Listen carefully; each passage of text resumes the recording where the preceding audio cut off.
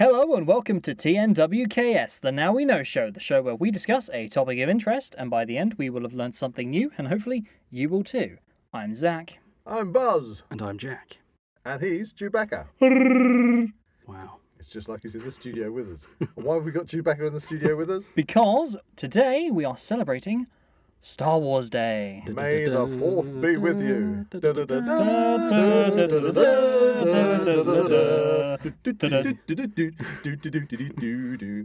Yeah, I just thought I'd punch it up a level then. In the whole soundtrack.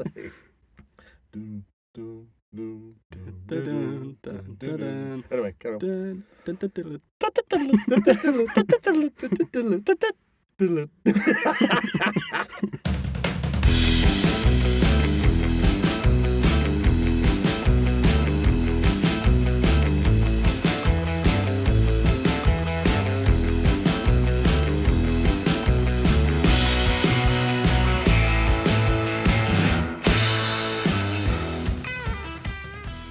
If you enjoy the Now We Know Show podcast, support Zak Wylde Productions on Patreon or join our members on YouTube for early access, ad-free content and exclusive episodes. So we know Star Wars Day is celebrated on May the 4th. We do.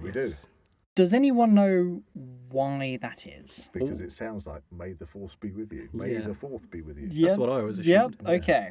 So, Star Wars Day is an informal commemorative day observed annually on May the 4th to celebrate the Star Wars media franchise, celebrated by founder, former chairman and CEO of Lucasfilm, George Lucas. Observance of the day spread quickly through media and grassroots celebrations since the franchise began in 1977. The date originated from the pun, May the 4th be with you, a variant of the popular Star Wars catchphrase, May the 4th be with you. Even though the holiday was not created or declared by Lucasfilm, many Star Wars fans around the world have chosen to celebrate the holiday. It has since been embraced by Lucasfilm and parent company Disney as an annual celebration of Star Wars. Additionally, the release date of the original Star Wars movie on May the 25th, 1977 is also celebrated as Geek Pride Day. Well, that was interesting. But let's tell everybody what we've got lined up for the show. Over to you, Jack.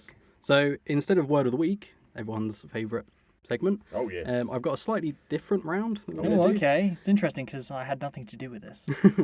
It was quite sort of cobbled together last minute, but I quite enjoy it. Then we've got each brought in an item, a Star Wars item of some sort. Could be bizarre, could be... We'll find out. We'll find out. Yeah. And then we're going to talk a little bit about our first memories of Star Wars, what Star Wars means to us, possibly. And then finally, we're going to go into talking about the Star Wars films. Dun, dun, dun. Most important part, probably. Yeah, probably that's why everyone wants to listen. Yeah. And the sort of spin-offs, I guess. Are we going to cover the spin-offs? Yeah, I suppose so. We can breeze over them. We can touch upon them. Okay, so instead of Word of the Week, we don't have We don't have a jingle. a jingle for this. I I think that's already been taken. Does it have a title? What is it? Cantina Band. I know that. Wookiee of the Week. Wookiee of the Week. There are no Wookiees in this round. Okay, so I am going to name a Star Wars character Okay. from the Star Wars universe. Okay. Is this through expanded media as well, or just the movies? I think they're all in the films. Okay. There's 5 in total. Okay. It's just a little sort of warm up. I'm gonna win. Is it a competition? No, this is just a casual. It's like Word of the Week. Bit of fun. Okay, a bit of fun. Do we wait till the end to tell them No, the answers? let's Let's just do it all. Just do it. Okay. Do it. So there's nothing like Word of the Week. Listeners, join in on this one. So I'm going to name a character, and you're going to have to tell me what film they appear in. Okay. Okay. First one, Wal Cabershite. It's starting to sound like Word of the Week now. I mean, if you don't know who the character is, it's going to be almost impossible. So. Phantom Menace. Zach? New Hope. Incorrect. It is Return of the Jedi. I was going to say And that. it looks a bit like this. It's like a Oh, slug it was the slug thing. thing The slug thing. with a Oh. long tongue I for wondered the audio what listener. I wondered what that was when we went to see What's it. his name? Wal Cabershite. Right, okay. And it looks a little bit like one of those words as well. Okay. Okay. The next one. Droopy McCool. Droopy McCool. Oh, I know this. I think. Phantom Menace. I'm just going to say Phantom Menace. Cool. Oh, I think it's from Return of the Jedi as well. Buzz? No idea. I think is this. I can't remember. Is this guy? Oh, Yes. it's the guy playing in. Yes, the, he was. He's in Return. Yeah, okay. He's I in couldn't remember if the that was A New Hope or not, but that's okay. Yeah, that's what we So saw. who was correct on that one? Me. You were correct. Zach was, yeah. Nice. Yay, 1 Jedi point Yes. to Zach. Return of the Jedi. He was playing in Jedi. Jedi. Yes. That's a different order. Return of Droopy McCool. Yes, playing in Jabba's palace. He does look very droopy as well. Okay. Next one. Cy Snootles. Cy Snootles. Ooh. I'm thinking that it's in the prequel trilogy. Interesting. Attack of the Clones. Did I sound certain there? Because I'm very uncertain. Rise of Skywalker. Incorrect. It's also Return of the Jedi. Oh, it's that come thing. on. It's the thing with the long nose. Okay, We're just going to have to so say Return the of next Jedi. one, we're going to have to say Return of the Jedi. Okay. This is going to take a while, this one. Ooh. Powerdoc Draba Takat Sapti Recti Nick Linky T Kivref Nick Ni Sefrif Lekek, also known as Poe. Let's go through that one again. Powerdoc Draba Takat Sapti Recti Nick Link T Kivref Nick Ni Zevraf Lekek. Someone's furniture's just started floating up there. Opened the Book of the Dead. Yeah. Is that Poe Dameron? Is it like the sequel trilogy? Also known as, I guess it's pronounced Pow, P-A-O. Ooh, That's his short. Pow short name. Dameron. I had no idea. It's the superhero alter ego. Okay. No, it sounds like from something that's from one of the later movies that I'm not that familiar with. Yeah, I guess, kind of. Last Jedi. Incorrect. It's this guy from Rogue One. The Oh, soldier. it's He's that- probably in like one shot. The weird monkey man. You go, Yeah. Yeah, that's his name. Who came up with this? Okay, final one. Final one, okay. Therm Scissor Punch. Therm Scissor Punch. Is that? It kind of sounds robot-y. Like a The clamps. yeah. I'm going to clamp you with my clamps. That's from Futurama. Yeah, Futurama. What's his name again? Therm Scissor Punch. Therm Can't Scissor. sound- Not firm scissor punch. Okay, my deduction is it sounds quite hot, so I'm going to go Revenge of the Sith. I'm going to go Return of the Jedi because I reckon it's the torture bot. Okay. No, it is. It's from Solo, a Star Wars story. It's the gambling one. We're terrible at this. Well, there we are. So that was word of the week for the week. I think I got one. There you go. I don't think Okay, I you weren't far off. Well, For an impromptu round. We that was narrowed pretty- it down to the Star Wars franchise. Yeah. should have used the Force. So that was the substitute for word of the week this week. That's it. Normal service will resume next week. That's it. Anyway, we are in the Dungeon Studio, and because of Star Wars, we've converted it into the flight deck of the Millennium Falcon. And we've all brought something in to make us feel at home, We're looking out into the galaxy of That's it. stars. A long time ago, ready to in a galaxy far, far away. punch it Chewie into light speed. Scissor punch it into light speed. That's it. So Anyway, who's going to start? we brought one item on board, Yes. the Millennium Falcon, each to that's To defend means- ourselves against the that galaxies. means something to us about Star Wars. Yes. Okay. Who Who's wants to going go Well, I first? don't know about that. Just, All right, shall I go first? Yeah, something Yeah. to celebrate Star Wars. Okay, mine's interactive, you see. Ooh, okay. This is good. Okay, so for the listeners who don't know what I've got in my hands, we're on board the Millennium Falcon, and I'm holding this will get very meta.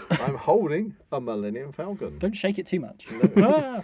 Now, this Millennium Falcon, actually, I picked this up back in 1997, Yep.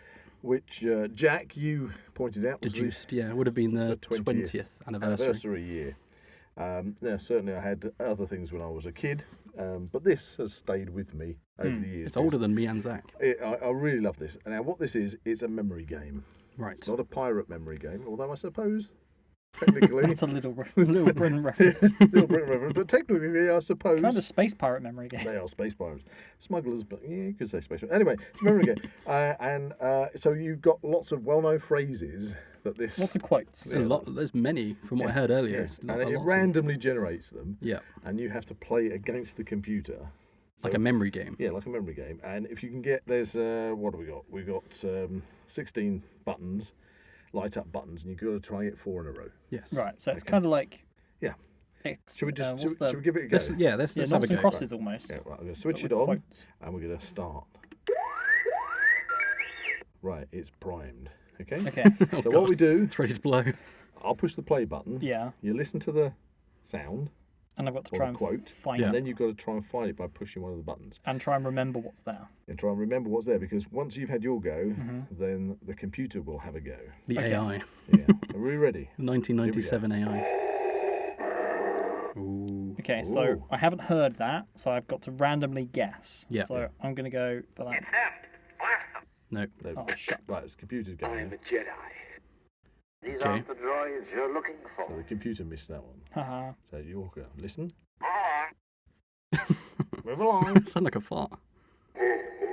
It's Jabba. Is it just me, or are we going to... Oh, that's a lightsaber. Lightsaber sound. Give in to your anger. Okay, no one's got any yet. Computer missed. These aren't the droids you're looking for. Okay. Are we Come working on, as you a got to get one. You team? got to get one at least. Help me, Obi-Wan Kenobi. I see where this is going. I'll never turn to the dark side. Chihuahua. Okay. Right, you ready? None yet. It's your go. May the force be Ah. with us. We're not doing too well. No. Help me, Obi-Wan Kenobi. Help me, Obi-Wan Oh, Oh. the computer 1-0. takes first blood. 1-0 to AI. Gets the second May go the now. force be with us. Okay, he's missed. Right, it's your go again. Yeah. Give in to your anger. We've had that one. I'm a Jedi. So you got to get at least one. Yoda's laughing at you. Use the force, Luke. Yes, use the force, Zach. I'll never turn to the dark side. Come on. Oh, We've had that one. You've had that one. Which one was it? Which one was it? It's a memory game. Was it that one? I don't know. I don't remember. No. Back to Vader again. Okay. He's laughing at you again. I'll never turn to the dark side. Okay. Here we go. Can we find the... These aren't the droids Ah. you're looking Ah. for. Come on, you got to get one. We're losing to the computer. Chihuahua. I know where that one is. Yeah, he's got it. The computer got it. Right. Oh. He's missed. Okay, I now know where the lightsaber Right. is. Okay, Okay. here we go. Never tell me the odds. I can't remember where that was. Third from the bottom. This one. The below that one. That one. Yeah. These aren't the droids you're looking for. Okay. I'm not helping anymore. May the force be with us. I think... May the force be with us. I think we're going to get... Okay, we're being beaten. I can't shake him. Go on then, Zach. See if you can find that one. Ooh, I don't know where it's going to this be. one, I think. I can't shake Oh him. my god! You used the force jack! I did. Okay, you get another go. Watch it, you've got one on your tail. Use the force jack. Which one should I push? Stay on Oh. target. He's lost the force. Same scene. Oh, it's the computer. Oh, the computer does the... All right. Well, Okay. I'll tell you what, I'm going to call it a draw between Yeah, you I and the think- computer. yeah, on this The one. fact we got Yeah. that first time, I think, is Yeah, probably. but I tell you, this game has... I've had it since, I say, 1997. It's lasted, hasn't it? Apart from a little bit discoloration from the sunlight on it. Actually, gives it a more rustic look, though. It's a fair, it's been through all those different asteroid belts. It's the Kessel Run that does it to a ship. But it's just so addictive. I mean, honestly, Yeah. once you start playing It's a it, good fun you game. yeah. can't give up because you refuse to let the computer You win. have to turn really it off nice. now, okay? It's Really, off. It's really off. nicely detailed item. Yeah, and it's not bad. It's very robust. I mean, as it's well. literally the Millennium Falcon as Yeah. kind of like a miniature yeah. toy. I mean, it's about the size of a tea plate, I suppose, Yeah. with the front of the Millennium Falcon Yeah, sticking out. The But detail yeah. is just great on it. Yeah, Well, but for a game, paint for a work and- handheld game, and it's lasted all these years, and I also feel, considering it was 1997, the quality of the actual Yes. little, Yeah. little phrases is good. So It's really that, cool. that was my And we've had fun with it. so- my thing that has stuck with me over the years. Okie dokie. So, as you may know, I am a bit of a Star Wars fan, and I have, over the years, collected numerous pieces of memorabilia, figures, spaceships, Yes. Stuff. lightsabers, and stuff I mean, basically, in your collectibles room, you have got Star Wars ships everywhere. hanging from the ceiling everywhere. That and Doctor Who, but we're doing Star Wars today. Yeah, you're hanging Doctor Who from the No, ceiling. no, TARDISes and stuff, okay? All right, so today, Which item did you bring in? I bought in one of my many lightsabers. Is that a lightsaber in your trousers, or are you just pleased to see me? It is a pickup line. Here's a pickup line. Okay, so Okie dokie. which one have you brought? I have bought in. Do you think the listeners could tell from the sound? Ooh, just hold it Yeah. up to the microphone. Okay, I'm going to ignite the lightsaber. Ooh. It's It's getting very hot. Any ideas? What happens if you Can you hit something with keep it? that away from me? Oh, Ow! Ow! you did ask. Ow! Ow! Ow! Turn it off. Anyway, it's Buzz has now lost a limb. Ow. it is my one of 3 Force Effects lightsabers that I have. Okay. It's kind of a metal handle. Very nicely die cast. Yeah. Yes. Robust. I- Precise. This particular one I did get second hand, so Yep. it has a bit of Where? Yeah. wear and tear, but it It's just been loved. adds Yeah. to the age, and it still works, which is good. It still looks great as like just Yeah. a kind of a prop. I mean, they are a real good Yeah. quality prop, aren't they? Yeah. I have a similar one. I think it's Force Effects. I've got a Mace Windu one, which I'm quite proud of on, Yeah, yeah, on yeah. display. You have a purple one. I do have a big There's throbbing big, purple one. Big purple end on it. Now, It's got a gold ring around the I- end as well. I brought this in because it took me back to a memory of a Star Wars themed banquet party we had. Oh, Interesting, yes. yes. Do you remember that, Jack? I do. You did It actually came kind of along. links You in. came as Yoda, didn't you? I did. budget Yoda. Okay, we may see Budget Yoda sooner than we think. It was a lot of fun. It was a lot of fun. Okay. It was a lot of fun. Everybody And a enjoyed big that one. lightsaber battle. I think you can see the lightsaber battle we Yeah. filmed on the YouTube channel if you, Yeah, if you have do a- some digging. Yeah. Dig around, you'll find it on We'll there. just put the link in the description for you Yeah, to I'll watch. do that. Yeah, I'll do it was that. good fun. So that was your little piece of memorabilia. A very nice one too. Very nice. And what about you, Jack? Well, I have to rummage through my green bag. Here's a Agree, bag. He's brought a bag on board, the Millennium Falcon. What's in it?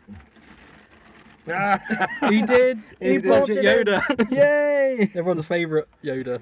Everyone's favourite breakfast Oh, it's going companion. on. might be too big for my head, so I'm just going to wear it like this. Oh, you have For to the foreseeable. You have to keep that on for the rest of the My podcast. glasses fit over it. Yeah, it could do. You have to kind of go a bit. Oh, it's so tight around my face. Are you sure you want to put that on for the rest of the podcast? That is amazing. Listeners, this is the most crazy Yoda mask I have ever seen.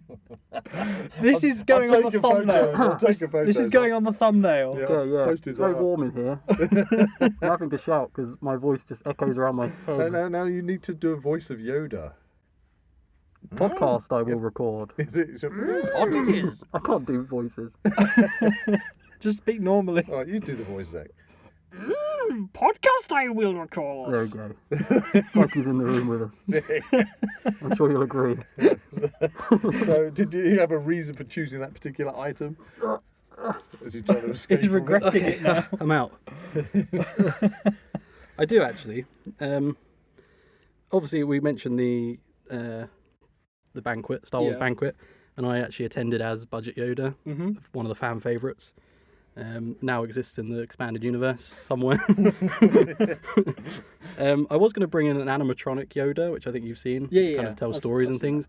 But I went to grab it and it ran out of battery, so I thought I'd become Become Yoda instead. Yoda. He is tell embodied Yoda. Yeah. Tell stories yourself. Yeah, exactly. So I can't take you seriously with that on your head. Budget Yoda has made a return. Just like perched on top of your head. You've got 2 heads at the moment. It's double the intelligence. It's the years. It's the years.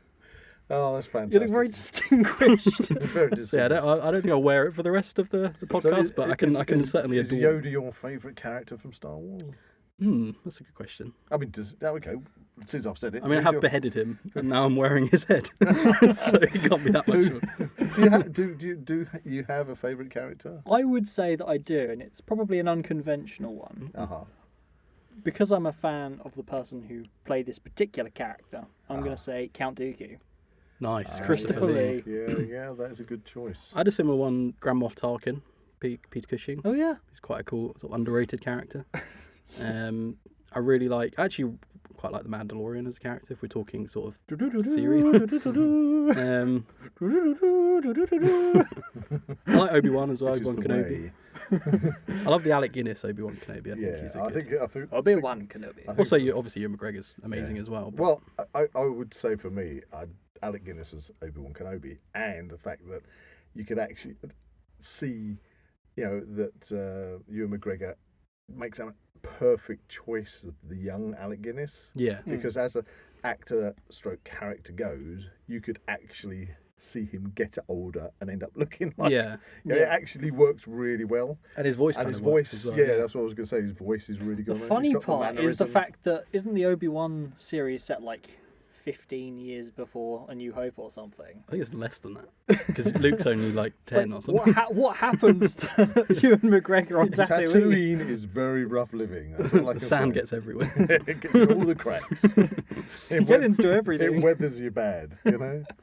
Okay, so that's our kind of That's our little Star Wars memorabilia bit. items. So that takes us to, what are your earliest memories of Star Wars? Yeah, what got you into it? Where did you discover Star Wars? I mean, I'm going to jump in straight away because I'm Chronologically. the only one here that actually went to the cinema the year it came out. Well, you do to watch say it. that. We did go and celebrate Return of the Jedi's 40th anniversary at the cinema All last together. week. Yes. We did. And It that was wasn't fantastic. 1983. No.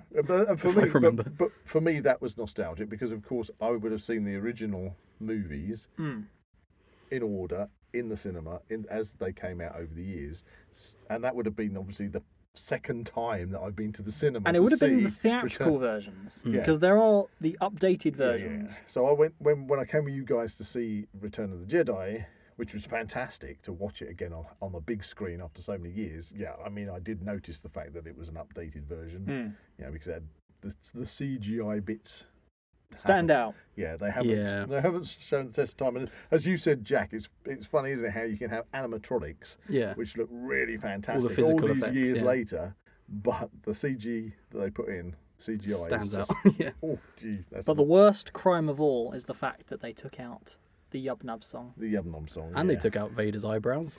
And That too. And for me, they stuck in the young Anakin Skywalker as one of the, what do you call them, Force ghosts. Force ghosts, yeah. Yeah.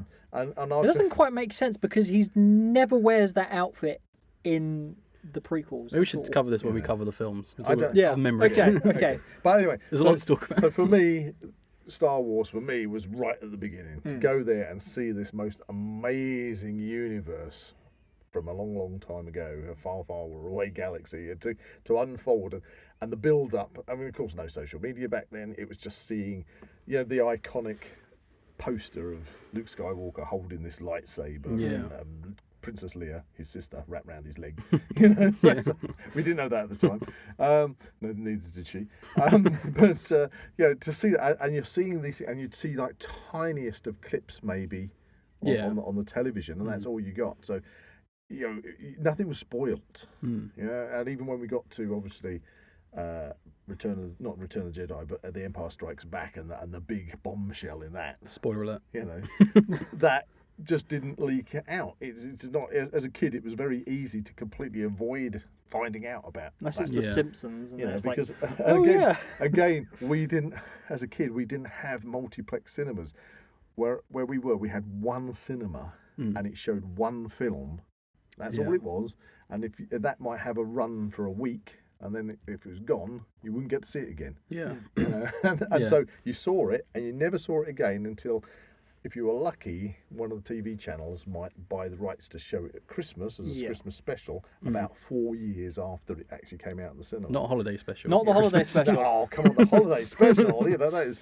Something. Star Wars. Yeah, that's great. Something. Everybody That loves exists. Grandpa Itchy. Now, my memories of Star Wars, I have two that kind of stick out in my mind.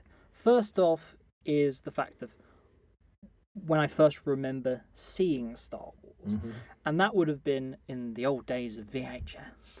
Oh, Yes. Video home system. Now, yeah, because we did have VHS. do have, I think it's like not the most recent updated version of the original trilogy. It's kind of like a The 1997 version. yeah, that one.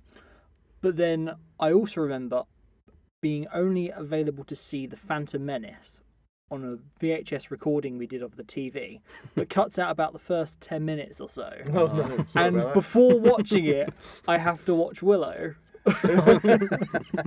It's like a prelude. I just remember seeing, I want to watch Star Wars The Phantom Menace, but I have to watch Willow because I was so young at the time. I Couldn't didn't know even how fast to forward it, Didn't yeah. fast forward it, and you lost the first 10 minutes after this. That's there used to be this thing, and I can't remember what it was, on TV, where in the weekly television guide. Oh, damn, I can't remember what it was.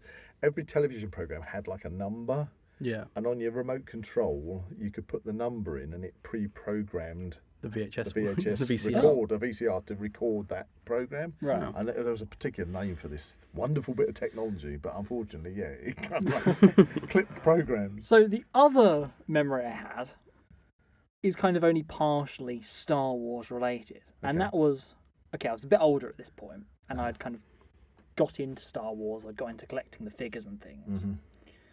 Now this was when we went on holiday, just for one day, to Finland, and we met Father Christmas. Nice. My favourite Star Wars character. We might be. It could be a Jedi. It was kind of like visiting Dagobah, but really cold. So that was a good trip.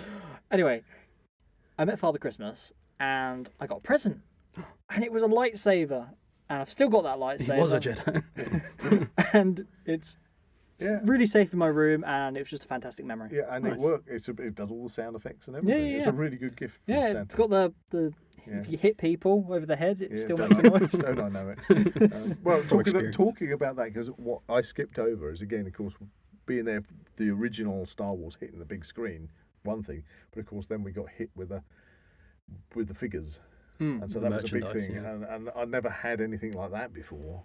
I mean, I know that things like Doctor Who had merchandise, Yeah. but it wasn't a major thing. Yeah. But Star Wars was probably the beginning of all that. Canon, And canon I was grabbing, I was getting all the figures. I don't think there were any dioramas. I can't even remember any particular spaceships at the time, although they must have brought out Millennium Falcon. Play sets and Yeah, things. But it was all the really, do you remember the originals where they were like, got plastic Yeah. PVC capes and the It's the lightsabers up the sliding sleeve. out of the arm. Well, it was up their arm, but they were great figures. It's a shame I got rid of them, but there you go. Oh, now I've learnt from your mistakes when it comes to Yes, collecting. we've said that before.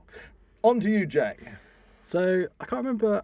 I don't know if I can remember the very first time I saw Star Wars, but I know it was Revenge of the Sith, which is interesting because I would have been about 5 or 6. I would have been like perfect age for Star Wars. I remember getting the DVDs of the prequels, Yep. Phantom Menace, Attack of the Clones, Revenge of the Sith, and I think they were the newest versions at the time. And with those, they did the box set of the original trilogy.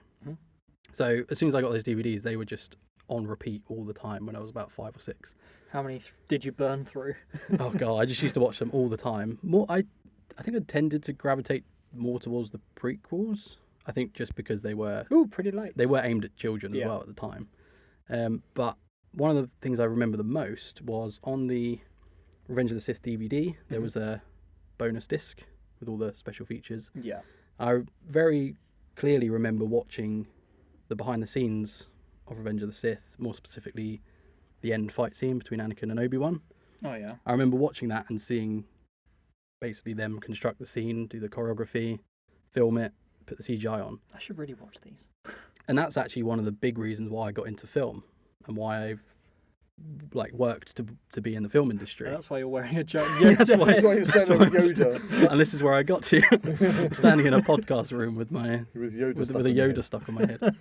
It's coming off. It's coming You're off, looking yeah. at it. You're avoiding my eye line. Sorry. It makes Put you his flaccid it makes you- face on here. it makes you look taller. Thanks. So I remember watching my forehead's very warm now.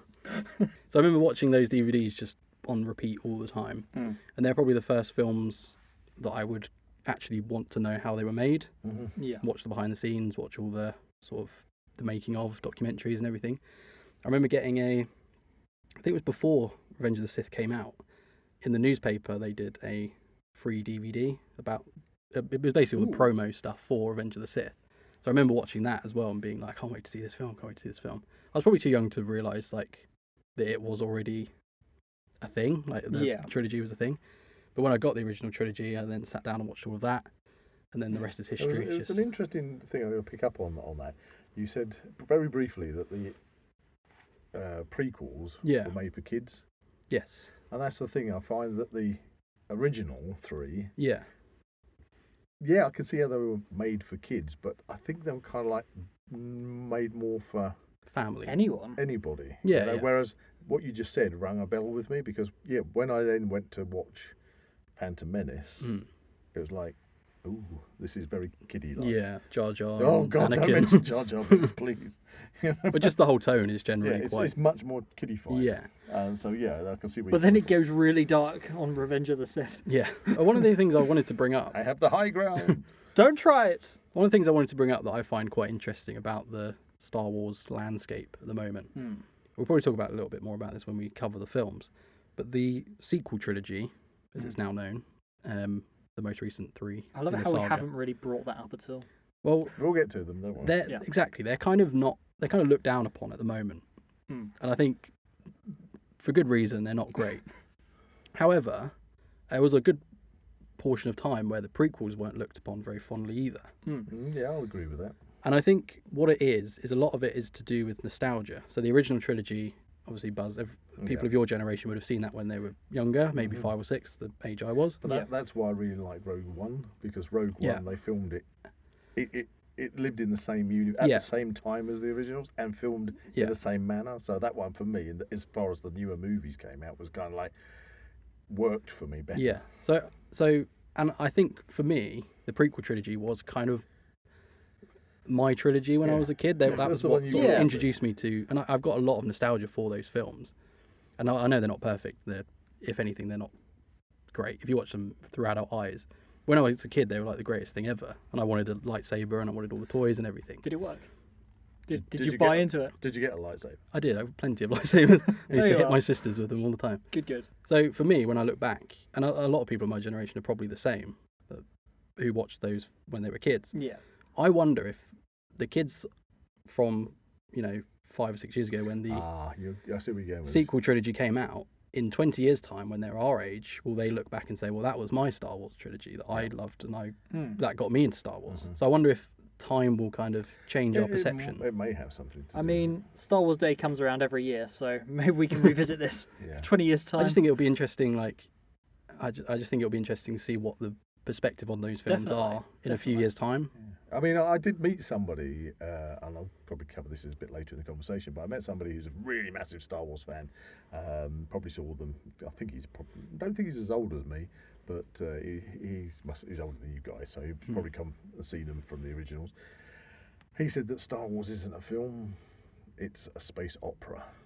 It's not a film. I couldn't quite get my head behind. Oh, it's not it. sci-fi. It's That's fantasy. it. It's yeah. not sci-fi. It's a space opera. I couldn't Yeah. quite work that one out. Is that something you've heard anybody say? I've heard a lot of before? people say it's not sci-fi, it's fantasy, which I can't- don't necessarily buy into, but I've heard a lot of people say that. I'm one of the original viewers of it, and it's science fiction fantasy. Yeah. It is a fantasy film, but then most sci-fi is fantasy, whatever you. And I think look at it. what the original Star Wars has done in terms of like influence on every science fiction film that's come after it. Oh, definitely. You can almost see a bit of Star Wars in everything. I mean, everybody loves the whole concept of lightsabers, and then you see how loads of movies have a similar yeah. things. Yeah. You know? And even laser blasters and things like it just revolutionized, I guess, that genre.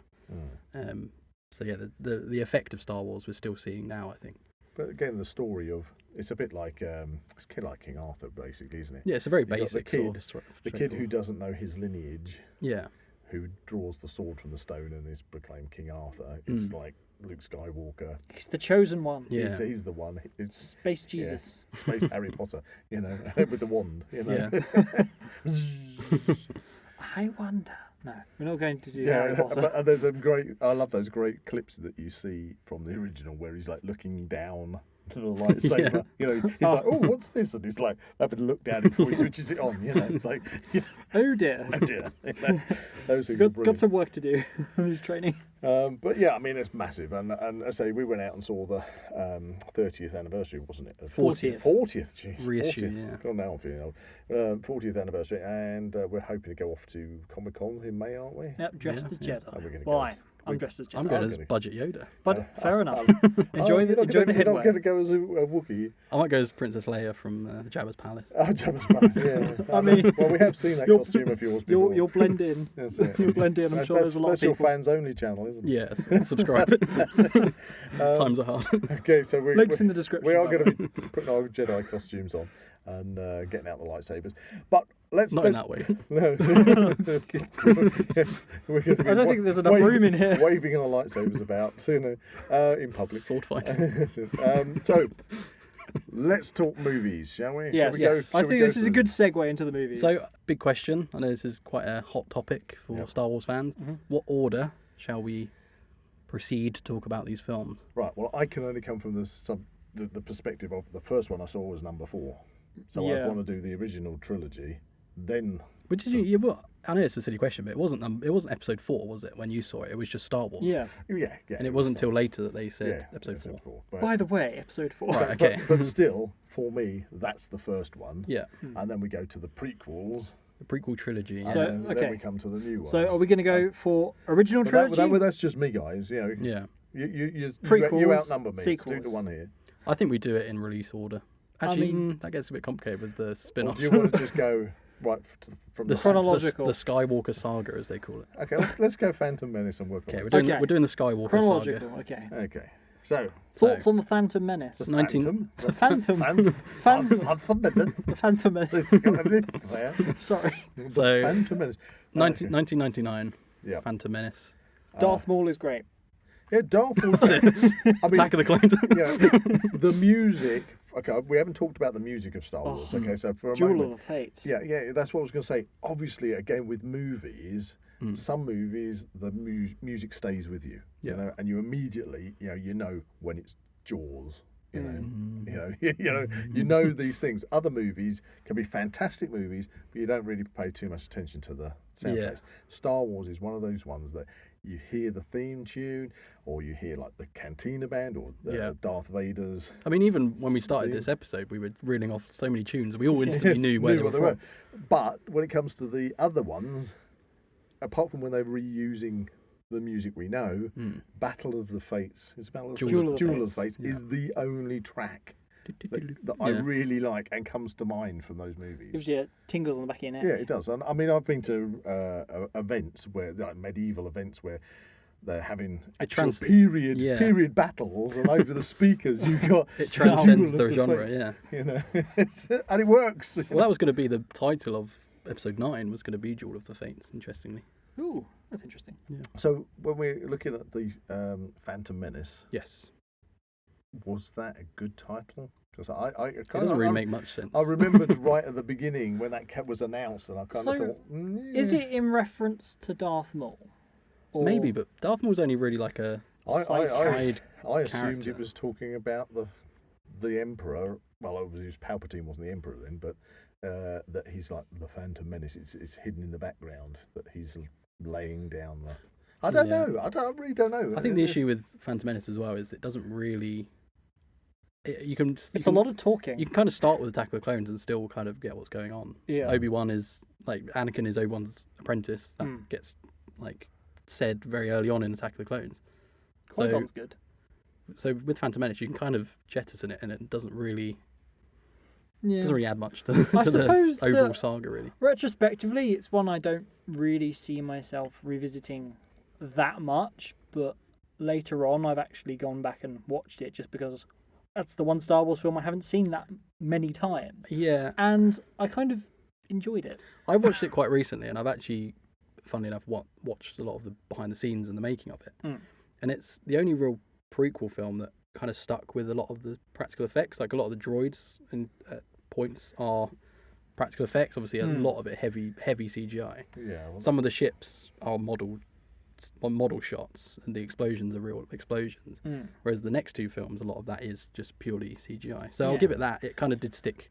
Didn't they Partially use to the a original puppet Yoda in Phantom Menace? They did in the theatrical version when it first came Yeah. out, and then I think it must have been when they released the DVD special editions or possibly the Blu-ray that they then CGI'd over the top with the Yoda that we see from Attack of the Clones and Revenge of the Sith. But then for me, again, coming back from watching the classics, and this was the first one revitalising the whole Yeah, genre of Star Wars, and it was just too kiddified in places. Right. You had fantastic characters like Darth Maul, yeah, Qui-Gon Jinn, but then you had the really annoying Jar Jar Binks yeah. and things, and it was coming out with stuff like the only way to get to the palaces, we've got to go through the Earth, not through the Earth's core, through the planet core. In the when they go through the sea. Yeah. And you think, hang on a minute, if they've got to go through the core of the planet to come out the other side, was what it's sort of kind of like suggesting. They go through the Gungan. Why on earth has this army landed on the opposite side of the planet? Yeah, and I think I don't quite. They should. Yeah, it was just things about it was like. I think there was a big difference as well with like the stormtroopers being quite a big menacing thing in the original trilogy, and they're obviously they're following. But the big bad, they're following Vader. Yeah, but I'm going to jump in. Whereas Those droids were annoying. Whereas the droids are very much just faceless Comedy. They're just comedy. They just get blown up, like they get sliced. Charge! Yes, it. What did they say? What was the things they said? Roger. Yes, it. Roger.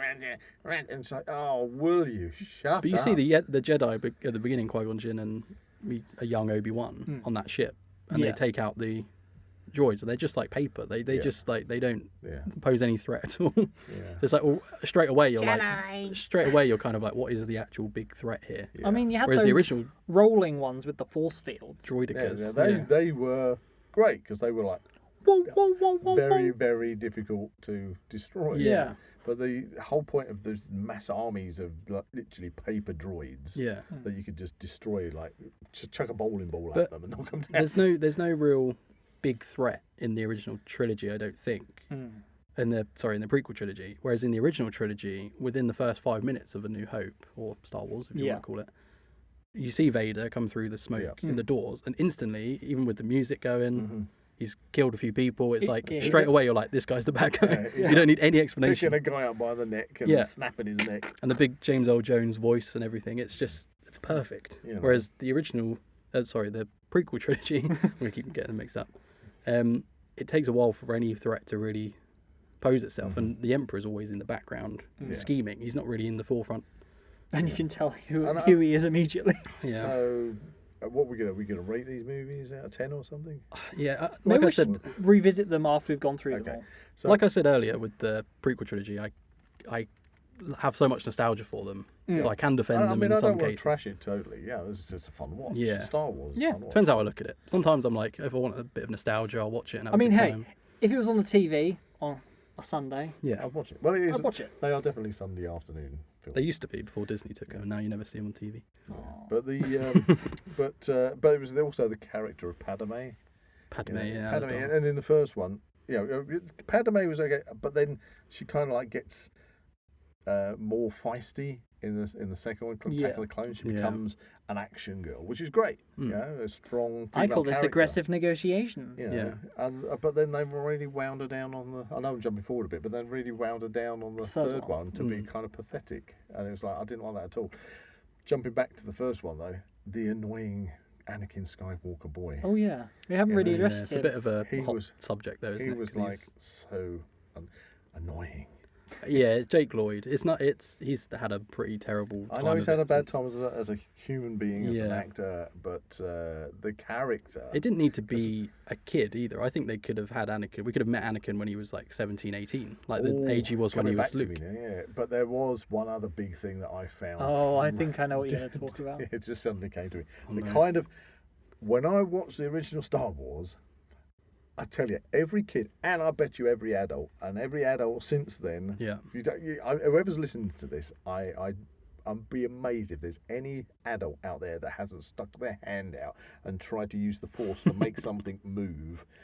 Something's on a coffee table in front of them. Or when you go through opening automatic doors, you have to do that. I do that. Every time. Every time. I always wave my arm and the door opens, you do it. It's that powerful. It's stuck with us. The idea of the Force, and it's this, as Yoda says, it binds us together, and it's flows through us. Through us.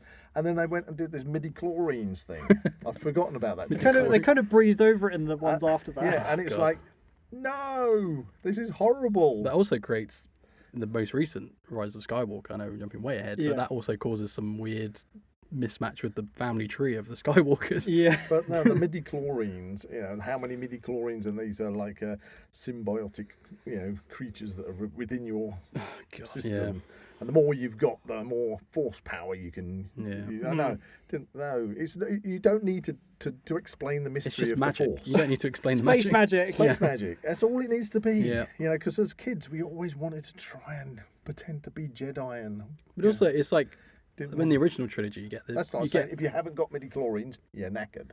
You're never going to be a Jedi with because you haven't got it. The original trilogy, it's almost as if you can, like you say, you can almost like train, I guess, to become like a Jedi, and you can be like, you can hone your skills. It was more like meditation. It's like trying to tune into the universe around you and to be able to being channel like a space monk. to channel that energy that binds everything together. We can be at one with the Force and That's it. everything. Whereas the midichlorians, it's like you Yeah, have it or you don't. It doesn't matter. You can be. It's not who you can be. Whoever you want to be. It's you either born special or you're not special. Yeah. Exactly, and that's kind of mean, isn't it? In a way, it's kind of saying no. That means in that society there are special people, and then you're stuffed. Yeah. You're never going to be special. Sorry. Yeah.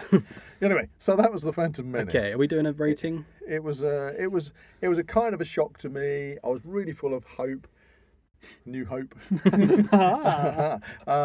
But it kind of came in definitely at the mid-range 5 because it had good stuff, and I loved Darth Maul in it, and Music, the music. But a lot of stuff didn't work for me, so I'm going to come in at 5. It's the final 20 minutes for me. I think is like the bit I remember the most. Yeah, just the lightsaber fight. I do really like the starfighter design. I think that's quite a cool thing that's kind of come out of the prequels. Yeah. What do you mean? The like yellow Obi-Wan one, or you like the about yellow, the Naboo Naboo fighters. That's the ones. fighters, It's right, because I had a yeah. game called Starfighter and you could fly that, so I just called it Yeah. Starfighter. So yeah, there's a lot of things that have come out of the prequel trilogy, and things that we're even seeing like in the Mandalorian and things. Nostalgia Which is the way. Nostalgia's a big one for me. If I'm going on it from a critical perspective, it'd probably be like a 4 or 5. Whereas I'm going to say 6 because of the nostalgia kind of bumps up. What about you, Yeah, Zach? I think again I'm gonna go kind of mid-range because it's fine and I enjoy it, but there are things with it that I'm kind of less keen on. Yeah, understandable. So Give us a score. 5. 5. Okay. So we're all pretty Well, average. we've got however many more to go. We have different reasons for our scoring, but yeah, it's in I'd the be interested if we disagree on any of Okay, them. Attack of the Clones. Okay, Attack of the Clones. Suddenly we're launched into this What's it, 7? other kind of 10 years? What's the time gap between the films? Well, it's Hayden Christensen's playing Yeah. Anakin, and he's an He's obviously apprentice. a bit older. Yeah, so this immediately touches on a bizarre thing for me. You've got obviously Padme, grown young lady, I assume, maybe in her teens. I don't know when she was. I think she's supposed to be like 14 in 14, Phantom Menace or something. and then you've got the little boy, and then suddenly they're. He's probably about 7 or 8 maybe. And then suddenly a bit later on they're like getting it on, and it's like this is a bit weird. They're going different on. races maybe. I don't know. This From is different species. this is kind of a bit weird. A bit of Now, grooming going on there. let's not Stay away from that. This is PG, okay? This is PG. Now, Attack of the Clones is the one Star Wars film I remember watching a lot as a Right, kid. yeah. Count Dooku in it, I've got to say. He's great. Yeah, and you He's get great. you get a bit of Yoda action, like with his little green lightsaber and things. Boing, boing, Do an boing, impression. Boing, boing, boing. Yeah, you got to put it out. It's not a hat. It's not a hat. It's a mask. Mask, you got to bounce around the studio. You got to bounce around the cockpit of the Millennium Falcon. Yeah. But So- his fight with Dooku was quite a standout bit when I was Yeah. younger. I remember watching that on TV. Battle of Geonosis with Yeah. all those monsters and things. That's quite cool. Yeah, but you've got the diorama and the figures. I've And they got were really good. I've got Slave 1 and the Jedi Starfighter. One thing I will That say, awesome scene with the asteroid belt. one thing I will say, just in general about the prequel trilogy, is it was kind of cool to see Jedi kind of in their prime, like what they're kind of. Were they? Well, I you know don't what say were they well, because what, you know They got overthrown what I was going to say is they are doing a lot more than they were in the original trilogy. In Yeah. the original trilogy, you hear of the Jedi and what they used to be. they used to be, yeah. Where in the prequels, you kind of see them in action. You see a lot of different. Well, there's loads of lightsaber- Jedi. Exactly. Yeah, but That's surely that's- we're obviously, because of the way the movies pan out, we're at the end of their cycle, not at the height of their. Well, yeah, I strength, maybe because misspoke. when you look at say which is it Rogue One? Where is it where they've got Gullet is that Yeah, Rogue it's One? Rogue One. Rogue One. Yeah, but you've got those ancient statues. Yeah. Like the Jedi have been, and really ancient. Well, I think there's Yeah. been expanded Raise- media called like the Old Republic. Knights or of the something. Old Republic. Yeah. So you've got. I think this is not at their absolute height. You can imagine when they were like building these Yeah, I huge understand, I temples. understand. What's the term? But They've kind of become belligerent and they can't They kind of seem see. to get. Well, it's the most in action we've seen the Jedi Yeah. in any of the They films. don't seem to be able to spot the fact that, like on Geonosis, that they got the clone army, and it's like there's the bounty hunter up there, and it's like, do you know, all the clone army are actually cloned from that bounty hunter. I don't really think we can trust them. Yeah. But let's just gloss over that. Yeah, it's fine. But and Well, he's a again, Mandalorian, so he doesn't take his mask off. And I got a little. I was also a bit confused because you suddenly got these two powers. You got like the droid army, haven't you? And Count Dooku is dealing with the droid He's army and everything. separatists, yeah. Separatists, and then you've got the underlying thing with the clones happening as well, which is being Yeah. pushed by. But is that also to do Just with Count Dooku? That's the problem. It's too political. Because And the- Count Dooku has obviously got Jango Fett standing next to him. he's kind of on his own side mission. So does he know that the clone army is? I think being built? we're going a lot into like It's like I the don't, political yeah, but stuff. I kind of got a bit confused. Who was the Yeah. bad people and who's trying to manipulate? And Was And it the I think full intention? How a child must have felt watching that as Yeah. well, being Yeah. 5 or 6, not having a Trying to clue. follow that. Ooh, yeah. pretty colours. Trade negotiations and things. Yeah. I think it was the Emperor because there was like a Jedi that supposedly commissioned the cloners to The cloners. the clone The people Camino That's people. it. Caminos, yeah. to kind of make the clone army. Yeah, but surely. But I think But did Dooku know about that? no. He didn't know about the clone army. Or maybe he did because of That's, Jango well, Fett. that's what I'm saying. Well, he's I got a bit looking for confused. Darth Tyranno. No, what is it? Who's he looking for? Cypher Diaz. Cypher Diaz, Master Cypher Diaz. Yeah. Yeah. Anyway. Something like that. Yeah, good. But, Okay, we're gonna have to watch this after. but the commanding presence of Christopher Lee, Oh, is legend. just Yeah. Legend. Yeah. legendary in that. I mean, they called him Count Dooku because of Count Dracula. Yeah. That's why he wears a cape. You know, and I love the style of his lightsaber. Yeah, that was Yeah, little that curved was handle, yeah. fantastic. And just the coolness of that fight with Yoda. You know. Yeah, I liked it when I was younger, but when I see Yoda doing his flips and tricks and things, I'm kind of like, I see him as more of like an old, like a ancient Jedi as opposed to one that's kind of, I think the way I see Yoda is that he could defeat like almost anyone with just Yeah. the Force. He won't need a lightsaber. That's Yeah. kind of just a tool. Yeah. Yeah. Whereas you see him like dueling and things. I don't know. It's one of the subjects Well, I've kind of been a bit. Yeah, I suppose from a filmmaker's perspective, they kind of entertain the kids as well. So Yeah, you know, exactly, it's yeah. like bouncing off the walls. I and have the kids become going, more "Wow!" powerful than any Jedi, even you. He uses Nasty, his isn't it? walking stick and he waddles Yeah, around his waddles walking around. stick The and then next he's minute he's doing parkour. Do you remember the Lego games? Yeah. Where you're Yoda and he blooming takes. If he's got the walking stick. yeah. In, Then you do a double jump and he gets his chair and you can fly around. oh yeah, I forgot about that. Okay, so let's go Attack of the Clones. We've got anything else to talk about that? Because we've got a lot of movies to get through. It's guys. definitely the film I've probably got the most kind of Memorabilia. figures from. Yeah. most memorabilia. I think by that time the ball was rolling on the franchise, the new franchise, and obviously the toy manufacturers were getting in there. It was very much made just for toys. Yeah. So for me, I preferred it, and so I'm going to give that a 6, almost a 7, but I'll give it a high 6. Yeah, I'm gonna go a lot on this particular one on nostalgia because it's the one I saw the most. It's the one I've got the most stuff from. It's the one I can remember the most. I've got a lot of memories of seeing scenes and things. I'm like, oh yeah, that's really cool. So I'm gonna kind of go a bit higher than Phantom Menace and 6. So both. Okay. Yeah. We're kind of disagreeing slightly. This is actually my least favourite of the prequels. Right. So in that sense, I'm probably going to have to give it like a low. Well, I gave Phantom Menace a 6. I'll give this one a 5. Okay. But I will say this is one movie that did send me to hospital. Great. Oh, oh no, there is a story here. Yes. He got Obi-Wan Starfighter. All right. The pointy end. And he was zooming it around. This is before they changed it to the ones that don't have the pointy end. Yeah. So it was, Probably for this exact reason. He was zooming it around in the lounge at my aunt's house, flying it around, and I remember these immortal words of my own mother saying, Zach, keep that away from your father's face. And I said, don't worry about it, mother. Okay. And I took it off him and I went, look, it's got a rubber tip on the end. It's got like this rubber tip, hasn't it? Yeah. I said, it's got a rubber tip. Give it back to him. And within 60 seconds, he's jammed it into my eye socket. Okay. Nice. And I was bleeding out of my tear duct and my nose at the Jesus. same time. And when I tried to staunch the bleeding of my nose, blood was squirting out Oh my my eye. god. Jeez. And I had to be rushed to hospital. I have to go sit on the naughty step for that one. I'm surprised. It was like, God damn it. Yeah. I just remember that. It's fine, mother. It's got a rubber tip. Whap. It's probably what gave me the idea. Retrospectively. I'm sure you didn't do it on purpose. Your Anyway, head was the Death Star. so yeah, that's what I take from that movie. And now we move on to Revenge of the Sith. Revenge of the Sith. Probably for me, this is my favourite of the prequels. It's very dark. Very I think dark. it's probably the most. It probably is arguably the best made of all three of them. This is probably the one I actually have the most nostalgia for.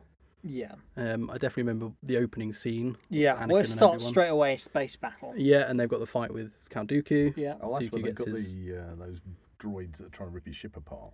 Yeah, what are they called? Oh, Buzz Buzz droids. droids. Buzz droids. There we go. Hey, Buzz droids named after me. R4. Yeah, he gets his R4. head ripped off.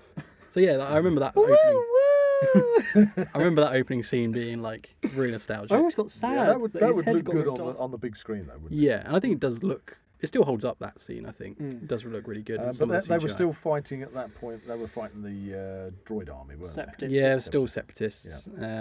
We see the battle between Anakin, Obi-Wan, and Count Dooku. Round two. Yeah, Dooku gets his head lopped off. And his hands. they? And his hands. And his hands. Poor Christopher Lee. That's brutal.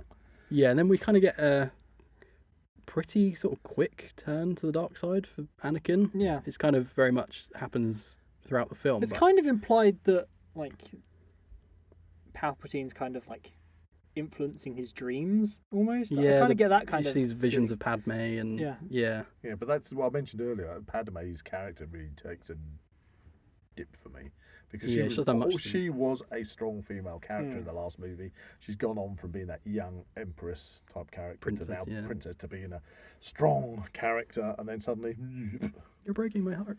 you know. You're going down a path I can't follow. We very frequently quote that final battle between Obi-Wan and Anakin. Mind you, it does We'll have some. try.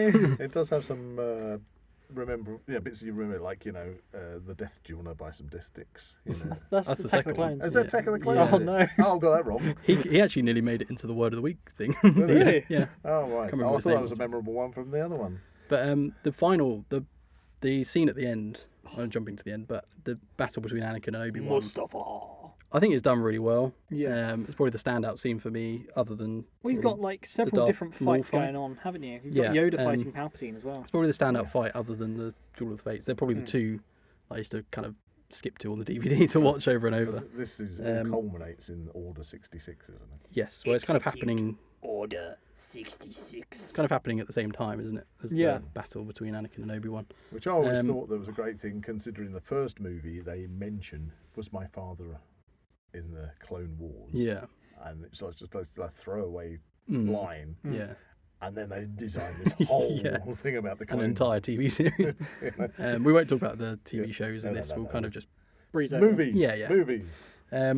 So yeah, I think this General one's Grievous. probably my Oh, yeah, favourite. General Grievous Grievous is in the collecting opening his scene. lightsabers. That's who they're kind of trying to hunt down at the beginning. Yeah. His forearms was always really cool.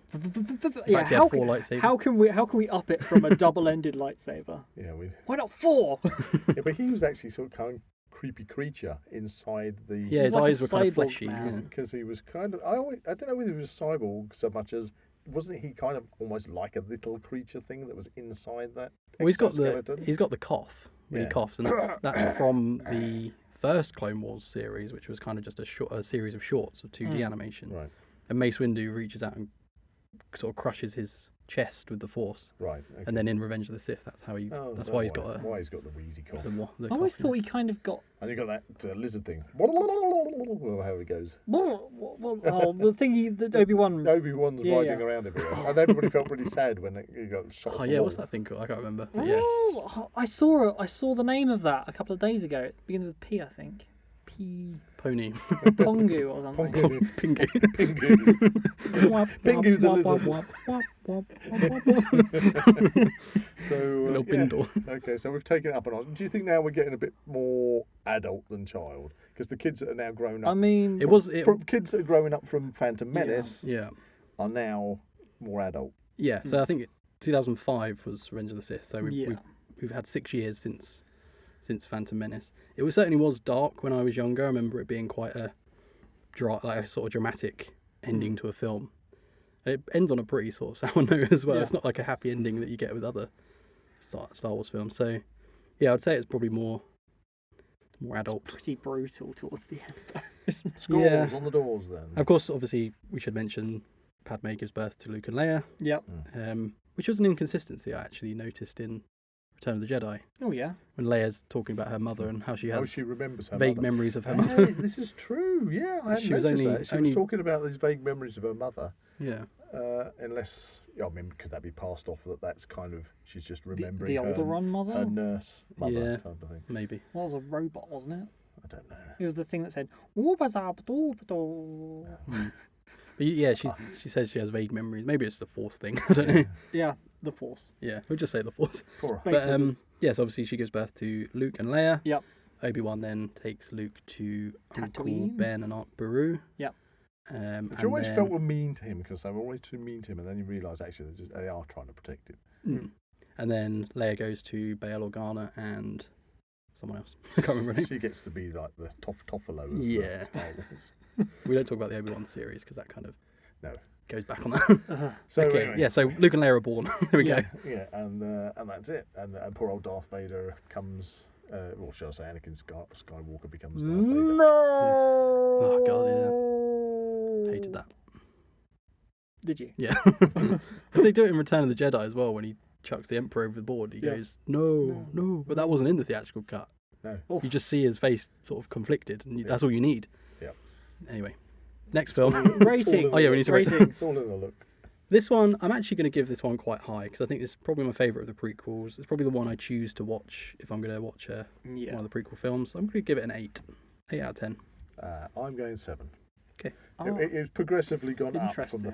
from Phantom Menace to this one. Yeah. But I can't go higher than that because for me the next lot of movies. Yeah, get- there. I was going to go 8 as well. Yeah. 8 as well. Fair enough.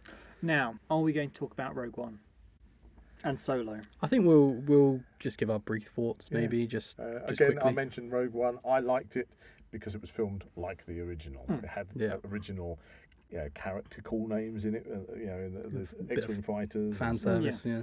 I liked it. The problem, I like the story, Yeah. but I didn't particularly find I liked any of the characters that much. Well, I think it's because you kind of know that they're all not going to make it, so it's kind of hard to attach yourself to Did a they character. film different endings? Because obviously at the end they didn't make it. There's a shot in the trailer where Jyn Erso is walking up to a TIE fighter, like on that bridge, Oh, but that never made it into the film, so I wonder what I that's think for me, I mean, there's lots of bits of that movie that I like because it's very Yeah. nostalgic, and the way it was filmed made me feel like, wow, we've actually ended Yeah. up back in an original Star Wars movie. But it was the end where you see the sequence of Darth Vader before Yeah. he walks out of the door in the first Yeah, 'cause it's ever movie. literally I mean, it literally ends as episode 4 starts. Like, Yeah. It just almost comes entirely. through there and he's just mullering them all. And it's the guy at the end, like, take it, because he knows he's not going to make it. He's just like, take the plans. Yeah, I love that scene. Love That that. sequence was just Yeah. superb. And the guy who plays Darth Vader, I think he's a MMA fighter. I think he's Welsh. And I worked with him on Pan in that particular movie. yeah, and he, I remember somebody on the TV, a casting agent or something, had gone to his mother's house for a completely different reason, saw photographs of him and said, "Oh, would he like? You ever Looks like thought Dave about doing Brown." some movies?" And then next minute, he's Darth Vader. I mean, what a What a claim to fame. Yeah. yeah. Yeah, because the whole thing about Rogue One is getting the Death Star plans. Yes. Yep. Yeah. In fact, that was the first. Star Well Wars- summed up. That was the first Star Wars movie that I almost got a part in. Yeah? Yes, because I got approached. Could I go to Iceland to film the sequence on Iceland where To you be get one of the Death Troopers. one of the Death Troopers? Nice. And I got it until it got to the costume, and it wouldn't fit across my shoulders. Damn. And the shoulders again. It's my shoulders again, so I couldn't go. So- But I had so I had annoying. it all clear on my So schedule. annoying. I I mean, was off to Iceland. Couldn't do it. Well, you did get another chance. We'll get to. I got a very apologetic email saying unfortunately the costume wouldn't fit. Okay. Okay. Out of 10. Out of 10. Rogue One. Rogue One is up there for me. It's at least a 9 for me. Yeah, 9. Interesting. I'm going to say 8. I had a really good time in the cinema watching. I had some dull bits, but yeah, I'm going to say 8. Now, I wasn't quite sure about what was the robot in it that they jacked. I can't remember his name, but he's an Imperial. Yeah, Yeah, I droid, was a isn't bit iffy about him, but I think he's grown on me now. So. Yeah. interesting, because I was going to go for a 7, purely because the characters, I didn't really feel very invested in them. Okay. I think the action kind of takes over there. I think for me. It's the nostalgia. I Yeah. preferred the story over the characters. For me. Yeah. Okay, so are we going to do what we do next then? Solo. We're doing Solo. Solo. A Star Wars Better story. than I expected. I had a good After time the- with Solo. Yeah. After the controversy of it crashing and burning while it was being made. Yeah, it Yeah. went through several directors, didn't it? Apparently. I think it's fine. Wasn't that the one you ended up on the set of, or you were directed to the set? That was true. I was at Pinewood, and Because you were there to be a particular character in another movie. another but movie, it which was I'm so not going to top bring up. secret Yeah. that you weren't allowed to. It was so top secret, right? This movie I was working on that I didn't even know what movie it was. Okay, and for some reason I ended up on the Solo set Well, but- when you got to Pinewood, you said, "I'm here for a costume fitting for something. for something special," because you knew you were a particular character that we can't mention at Yeah. this time. And so they thought, unbeknownst to you, they thought They you just were assumed that I was Solo. for Solo. Solo. So they sent you, and you're on suddenly on the Star Wars And set. these people that I was there for didn't know where I was, and I wasn't told where to go. So it was all kind of a bit of a Yeah, maze so he's running around wandering Pinewood. around going, what am I doing It was here? like Suddenly on the I set of the ended Millennium up Falcon. in some like Lucasfilm offices or something, Yeah. and I was like, I'm Am here. I meant to be here? I'm here for a costume fitting. I mean, as someone who works For at a top secret as, character? as someone who works at a film studio, that's not very good management. And they all assumed I was there for Solo, and they just said, "Oh, it's fine. Just go and sit over there." And Okay, thoughts on Solo. Thoughts on Solo. Eventually got to the right set. yeah, Okay, thoughts on Solo. I mean, it was fine. I'll give it a 7. I know it gets a lot of bad rap, but I enjoyed it. I enjoyed it. I'm preferring these spin-offs to the original 3, for me. You mean Yeah. the prequel? The Yeah, prequel the trilogy. prequels Yeah, as well. yeah, The Careful one, there. 1, 2, and 3. Yeah. I like parts of it. There's a few bits that just didn't need to really be answered, like his name, like giving him his name was like no one really cared how he got his name. It's Yeah. just Han Solo. Yeah. I liked the scene where he meets Chewbacca. That's kind of cool. But you have a beast. Do you have a beast? Yeah. So there's a few, I like Rogue One. There's a few really cool scenes. But I think for me it's probably a 6. Okay. I'm gonna say a 6. Okay. Might be a bit harsh, but I'm gonna say 6. Yeah, I'm gonna go 6. So 6, 6, and 7. Right, and that brings us to the original. Hey, we've gone back in time. Okay, I don't need to say much about this. It's a 10. It's a 10. 10. New Hope. It's a 10. Happy Star Wars Day, everyone. Empire Strikes Back. For me, 11. Yeah, 11. Yeah, it's 20. I think it's the best, and I think we should talk a little bit about the original Star Wars. Of course. As we mentioned a little bit earlier, very influential in what we've got now with science fiction. Broke a lot of records, still breaking a lot of records. Influenced a lot of film directors that we have now. Practical effects, just unbelievable, outstanding. They stand the test of time as well. Yeah, and I think how I said with Revenge of the Sith, watching how that was made and wanting to work in the film industry, and that's something that kind of got me interested in the film industry. I can imagine a lot of kids watching the original Star Wars probably thought the same thing, possibly, and that probably got a lot of people into making films and making props and special effects and things. So yeah, 10. Yeah. I mean, the I am your father. Just the It's yeah. just like, what the? And it's just, and that has played off in The Simpsons and all sorts, and even a much later film called Reign of Fire about dragons. They do a little storytelling, reenactment of that scene, Crikey, and yeah. all the kids there, and they go, no, and they go, did you think of this story yourself? Oh yeah. It's like so that one movie is kind of like. It's transcended its Transcended, franchise. It's just superb. I think the amount of iconic characters as well that the original trilogy has spawned. I mean, even if you've never seen Star Wars, you know who Yoda is. Yeah. You know what R2-D2 is. You know who Vader is. You know. That's it. Had So- the original trilogy not been as successful as it was, we probably wouldn't be talking about Star Wars now. Yeah, it's definitely Obviously, it's money. No, But we've been talking about Battle Beyond the Stars. Star Crash. Star Crash, that's it. Who David Hasselhoff. Was it Space Pirates? So standout scenes for me, the Battle of Hoth, I think is something I remember watching a lot as a kid. Wampa. I built a little AT-AT over lockdown. Well, as that was it. And again, little detail, and most people, any Star Wars fan knows this anyway, but it's just the fact that Mark Hamill had an accident Yeah. and got a badly scarred face. He So never they- liked the fact that the Wampa got his arm cut off. Well, that's why it's not in the theatrical cut. You say it's not in the theatrical cut? He kind of swipes it in, but you don't see the Wampa arm. You just, Really? Yeah. You See, just see I him. always remember You it just see him swipe, and then you see the. I think you see the Wampa maybe recoil. Right. But they added for in me, the- because obviously mate, I've seen this so many times, I only remember. I'm pretty I do sure, remember yeah. the arm hitting the deck. They definitely added more Wampa bits. Yeah. But I love the fact that you'd stuff him inside the Taunton, you know. Yeah. But I think, maybe. God, that stinks. I saw a Smell Taunton. worse on the inside than on the outside. I saw a Tauntaun sleeping bag the other day, which is pretty cool. Yeah. I think, yes, got to say, James Leaper. I'm going to just drop her name. James Leaper did send us a message to the Now We Know show with that particular sleeping bag, saying we that's should cool. review it.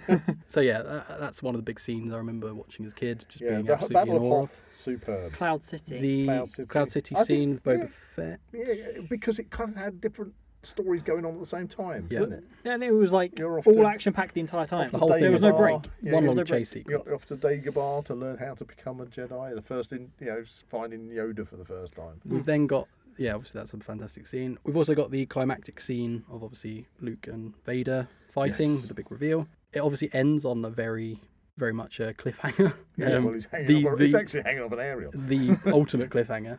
What was that? I was going to ask you what was your sort of thought process when you saw Empire Strikes Back, and it ends, and obviously you have to wait for the next movie to come Oh, out. it was one of those all-time cliffhangers, as you say, as a kid. You know, It's like it you're ends going, there. What? What? And there's very few things that have ever done that for me. TV series called Blake 7, when they go into, there's a particular scene in that on the end of one series, and it's like just about to push a fire button, and it's like, Oh, what? But yeah, not a lot of does it, but that movie did it. You know, Yeah. it's like that. And then you go and come out the cinema going, that was absolutely freaking amazing, but it's like really annoying because I want to know what happens next. he had Boba Fett as well. He was cool. Yeah, I mentioned Boba Really Fett. cool. Yeah. Guy with the ice cream maker. Yeah. You know, because of course Boba Fett, everybody became a like Super Fett, fan. Boba Fett, fan. It's kind of become a cult Yeah, character. just love Yeah. that character, and of course, let's see where that's gone. Yeah, exactly. Yeah. It's basically whole Mandalorian stuff is Yeah. kind of Yeah, supporting the I Star loved- Wars I loved- franchise at the yeah, moment. Again, just closing my eyes and trying to imagine it on the big screen, because they, the way that they kind of clamp onto the Star Destroyer. In fact, it was Empire Strikes Back that introduced the Darth Vader's gigantic one. You thought the Star Destroyers were, the were big ships, and then Super suddenly you Star have the Destroyer. it's a Super Star Destroyer. And It's Yeah. like, what the hell? You It's see, like, you see the Star Destroyer, and then you have a shadow go. Shadow goes Yeah. over it, and it's like this massive ship. And it's I love like, the, this is crazy. And then when the Millennium Falcon manages to like clamp itself on and then drift off with the Yeah. rubbish, and then it's getting followed. And, Yeah. and of course they've got the Asteroid worm. Well, it's the worst. It's the whole flight sequence through the asteroids, and you're at you're on the cinema screen, and like you're ducking and stuff like this. a shoe and a potato in that meteor shower. Sorry, There's a shoe and a potato. in is that. it? Yeah. in the asteroid belt. Yeah. Can you see it in the movie? Apparently. All right. A shoe and a potato. All right, I'm gonna have to watch that again now. If anybody spots it, let us know what actual time. Send us a screenshot. I don't think there's many films where every scene is an iconic scene in like Empire Strikes Back. Like every single scene in that film is iconic and memorable. And I think I back then, I just jogged my memory. I was collecting stickers. Right. I don't know if you guys ever collected stickers books. I would have Yes. football stickers. Football Yeah. Doctor set. Who stickers. And I had Star Wars stickers, and some dinosaur ones as well, but that's when I was younger. But I remember it was those stickers. It was that the scenes where Luke is fighting or about to fight Darth Vader, and the colorization on. You've got the reds and the blues and the blacks, very dark. Yeah. In that sequence where they're going to have their, Hang on. and there's that particular. You just brought back a memory There's about a particular stickers. Yeah. particular picture of Darth Vader standing on top Yeah. of the staircase with the red behind him, and that movie has more kind of imagery in my mind probably than the other ones that Yeah. stand out. Cinematic. Yeah, right? yeah. Cinematic, yeah. Yeah. What was your memory? Yeah, it was a stickers. Yeah. You brought up stickers, and it was like I had a Revenge of the Sith sticker album Right. that Oh, I only right. just remembered because you brought that up. I think I had similar things. I had a Revenge of the Sith like diary as well, which kind of had like a different character on every page. Oh, and, nice. Yeah, it was really It's cool. funny because when I was at school and the first Star Wars came out, I remember going out and buying, the metal pencil cases you used to get. Yeah, the Yeah. tin a ones. yeah. protractor in it and a Compass. Math compass sets. and all that Yeah, shit. yeah. And I had a Star Wars one, and I bought a load of books that had Star Wars covers. I've still got one somewhere in the attic. I've got one that's got C-3PO and R2-D2 on it, and that'd be from the 70s. And I used that on a trip to Chester of all places, and it's got all my notes about the Romans. And but I remember, the reason I say this, I remember because the teacher in the class said, "Why are you buying this stuff? It's a complete not going waste of anywhere." your money. You're just No. buying into, commercial Yeah. stuff." And if I'd only known where it was Where- going to yeah. go, I would have bought loads of it. Well, You see museums now full of Star Wars. that brings back a memory of a story you said once, and it was the fact that in art Yep. class Yep. you used to draw lots Oh, of I used to, spaceships. I loved art, and back when we did O levels and before A levels, I just loved doing spaceships. That was my sci-fi stuff. Was mine. Yeah. Yeah, and they always used to moan at me What, about because you weren't drawing fruit. It's 'cause I also, wasn't drawing a tree or something like this. For me, I always liked building the Star Wars ships out of Lego. That was always my thing. I was like, it didn't look anything like it, but in my imagination, Yeah, but that's what it is. in my imagination, it was the perfect I think maybe like that's- X-wing or something. I think that's where these movies take you. It's beyond just the visual of watching of the movies because your imagination It's takes it kind further. of like feeding your Yeah. imagination, isn't it? And that's why I didn't need to be explained about the midi-chlorians. Yeah. It's the imagination takes you. So, we've given Empire Strikes Back 11. Yeah, We've also given the original Star Wars a 10. yeah. 10. We Probably kind 11 probably 11 we as kind well. of like breezed over that, didn't we? Probably 11 as well, but yeah, I'm giving it a 10 because it was the original. Yeah, And I personally feel they upped the ante in definitely. Yeah, Empire Strikes Back. And then we literally have just watched Return of the less than Jedi. 24 hours ago. Return of the Jedi, slightly updated version, not the theatrical one. Yeah, And I would go back to giving that 10. It was still It was a really- great cinema experience. I It was think, a great yeah, cinema. I love it, watching yeah. the lightsaber fight again on there, and watching this big space battle when the rebels come out of was it hyperspace they were in, or drop out of light speed, and they're about to attack the new Death Star, and it's like, yeah, I think you'll find Find this Death Star is fully fully operational. no, it's the And quote's the wrong. Ewoks. But Quote, again, you misquoted, but I won't correct you. when your not that much of a friends nerd. around. Oh. But again, with the Ewoks, because they were meant to be quite goblin-like, weren't they? I think originally? the Ewoks were the first time that George Lucas lent into the selling of toys. I think the Ewoks were the first ones that kind of were But made purely to sort of make toys But from. even so, because they were basically Warwick Davis and everybody else in little teddy bear outfits, it was still worked really well. I love the It Ewoks. was real. It was real. I think the eyes did it. And I because- think as well that what I noticed watching it last night was they're kind of, it's jungle warfare. Like obviously Yeah. they're on their turf. I actually like the rebel jungle outfits. Yeah, I love them. Yeah. And it's also like, why would the Empire bother to sort of prepare for being on a forest planet? Like Yeah. they don't need to be. They've got laser guns, Yeah. but they are defeated by falling logs and rocks and Sticks. things. So I kind of like the Small sort of, bears. I kind of like the fact it takes it back to a more like primitive like way of defeating them. Yeah. But I know a lot of people don't like the Ewoks, but I kind Oh, come It's kind of on. the underdogs beating the tough guys, you know. Yeah. of yeah. No, Those stormtroopers are pretty and, perishable. and again, going back to the first time I saw that movie, and the is it the correct term to call them speeder bikes?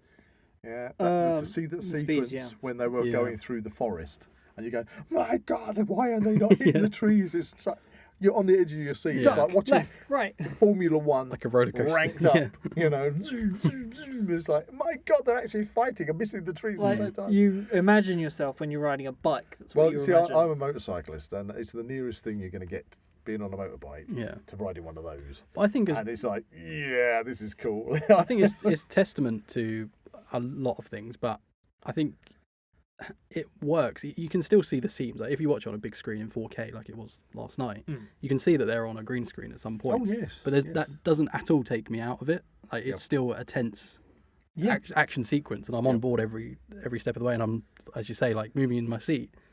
I don't care what the effects look like. Yeah, I noticed that because perfect. when things were happening, I looked at the audience and people were ducking. They were ducking or moving to the side. That's just testament to how well that scene's directed. They've basically absorbed themselves right into what's happening on the screen. That was fabulous. And I said prior to the recording of this, I said there's few films that really make me.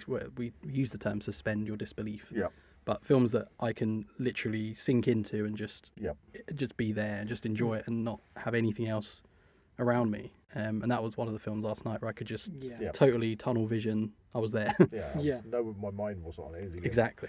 Yeah, I have that issue because working in the film industry. I have found over the years that if a movie is not engaging me, my mind drifts. My mind drifts to say, I've seen that supporting artist in the background. Yeah. They've walked past 3 times now and things like that. Multiverse of Madness, you got that wedding scene. The wedding scene, and there's a woman's background right person behind Doctor Strange, really and she's been told, do not look at Doctor Strange. Looking everywhere she's but in front of looking them. everywhere and smiling like at the ceiling. nodding and pretending to talk to nothing. And it's just like agony when you watch that. But that's the thing, and that's why kind of if a movie catches me now, and I get to the end of the movie and I realise I've just been totally absorbed by the movie, it makes it even better for me. Yeah, definitely. I would happily watch the original trilogy of Star Wars in one hit. I mean, I think it's like Lord of the Rings. I think it was about 2 hours 20, the runtime of the film we saw last night, Return of the Jedi. I think it was originally Revenge of the Jedi. I think it was titled, wasn't it? But anyway, the runtime just felt like, honestly, like half an hour. Like I could sit there in half an hour and watch the whole thing, but 2.5 hours just flew by. Definitely. It was great. So that is where Star Wars ends. So nothing happened after. Return of the Jedi, 10. 10. And nothing else happened after that. Yeah, that's it. That was the end of Star Wars. This is where we get into the really It's bizarre... been 40 years of no Star Wars. This is where it takes a bit of a nosedive for me. Because I've got all the hope. A new hope. The new hope. All of the new hope. A newer hope. A newer hope that Star Wars is going to go, at least be on par with what's come before. Yeah, so we should Can't mention... see it being greater, but on par with what's gone before. And what did they do? They basically did the New Hope again. But it was just like we're talking about the Force Awakens. We should mention that in between Revenge of the Sith and The Force Awakens, there was a kind of change of management, I guess. Disney. George Lucas sold the Star Wars property to Disney for a ludicrous amount of money. So Disney then decided they would revive the Star Wars franchise. Yeah, well, they revived it in a really wonky way. Semi. I don't think it was planned in the best way it could have been. No, but they just designed a Star Killer base, which is just like an even bigger Death Star. And then it still has the same. There's a faulty bit on the surface that as long as we go and attack this little bit, we can blow it up. Yeah. I think for the first movie of the sequel trilogy, I think they should have chucked the Death Star planet, Starkiller base. Chuck that in the Rise of Skywalker. They should have moved that way down the line. They should have built up to that. By the way, they should have had like the Imperial fleet, or what's left of the Imperial fleet, starting to build itself back together again in that first movie. But it kind of just starts off of, we never left. Yes, we're going to march around like we've just got a different name, like space Nazis. And I've got to say, the guy from Harry Potter did a good job of playing that character. Oh, General Hux. Max von Sydow at the beginning as well. Yes. Yeah. Was that one of his last movies, do you think? Yeah, must have been, yeah. But, it was just because it was the same story regurgitated. And it kind of struck me as... They just changed the characters, It was kind of, okay, we've now switched R2-D2 for a rolling beach ball. Okay, we've now revealed this old piece of junk, which is the Millennium Falcon, which gives all the old fans like, yeah, it's the Millennium Falcon. The plans are in the droid all along. Yes, the plans are in the droid. It's the same movie. It's not a schematic, it's a map. So I will say Force Awakens, at the time, I did really enjoy it because it was new Star Wars. Yeah. At the time, it was 2015. I was at college with my good friend Luke, who's a big Star Wars fan. So I remember the build-up around it and the excitement for there being new Star Wars. We should invite Luke onto the podcast. New characters. just everything was just new now, and Star Wars was gonna. Again, I didn't like. What's his face? And Kylo Ren. Kylo Ren. and yeah, Or Snoke. And then he takes his helmet off, and he's suddenly all his bouffant hair falls out. The next minute, he's put his helmet back on, and Teenage it's all Snape. disappeared again. yeah. Yes, So, teenage Snape. so I remember the build up But around it was good when he stopped. Sorry, I mean when he stopped the blaster. Yeah. Yeah, he comes in at the beginning. That was good. Yeah. But then he kind of goes downhill. So yeah, I remember the build up and the excitement around the film, and I think that kind of put rose tinted glasses on a little bit for me. I did see it it was probably one of the first sort of IMAX 3D films as well. So in terms of like a cinematic experience, it's probably my favourite of the three. the sequel trilogy. I was regurgitating the first story. Yes, it's good cinematic experience. One of the interesting things was, I don't think Luke will mind me saying this, but me and Luke met at college, Right. and we didn't go to see Star Wars together, but we talked a lot about Star Wars, and he even made like a short Star Wars documentary with his dad. Oh, cool. And then we found out a bit later on that my dad and his dad actually went to see Empire Strikes Back together in 1980, which is quite fun. I'd never met Luke before, didn't know who he was. Oh, wow. But it turns out our dads were best friends, and they went to see Star Wars together. So that's kind of a Fun story. strange, Well, there you go. small world. But so yeah, I would say Force Awakens for me, the overwhelming memory Yep. is more to do with what was happening around it as opposed to the film itself. Well, for me, again, it was regurgitating exactly the same story in the original first Star Wars, and it was just like bringing in things like having Chewbacca and Han Solo back in it to give all the old fans a kind of like, yay, they're back in there again. But I didn't like the way they got rid of Han Solo at all. I just felt that really, I know this is just the way I would have preferred to play it, but I would have preferred it to have been a sequence like that, and then to have suddenly, for no particular reason at all, but to have Boba Fett fly in, land on the bridge, blast Kylo Ren, knock him back, and say, and then that thing he shoots in. We saw it in Like Return of the Jedi, wire the shooter thing, yeah. wrap it round Han Solo, Just and fly then off. just look at Kylo Ren and say, Solo is mine, and then blast the hell out of there. And the next two Leaving- films is saving Han So, Solo. yeah, but Which leaving is exactly what happens in Return of the Jedi. leaving it ambiguous to what the hell has happened to Han Solo. Will that be kind of ripping off what happens in Empire as well? Yeah, well, they ripped everything else off, so fine. Just go with it, yeah. No, they're just like, no, we're killing you and you're going to fall down. Captain Yeah, 'cause- Phasma, who never really got any. Wasn't that the thing? It was the fact that they killed him off because they made it very clear that he wasn't going to come back. So you kind of knew it was going But to he happen. did come back as a... Yeah, well, there you go. He did come back as a Force ghost. Very reluctantly, as you can tell by his performance, he really didn't want to be there. And his demeanour. Yeah, but anyway. So, yes, that one... I'm giving it a 4. Like, because it's so similar, So similar. I just feel like I'm watching this, but I could just go and watch A New Hope Yeah. instead. The plans are Yeah. in the droid, and there's a weakness on the space station, and it's going to just need to blow it, and then the whole thing's going to blow up, and there you go. So, what was your score? I'm going to go 5 because I know that it's my preferred of the sequel trilogy. Yeah, I was going to say a similar thing. It's probably my favourite of the three. I did have I will admit I had a really good time about the build-up, and I remember being excited about what was to come, because obviously you got the ending with Luke Skywalker, and Yeah. we were promised a big showdown between Luke Skywalker and Kylo Ren and stuff, but it never came to anything.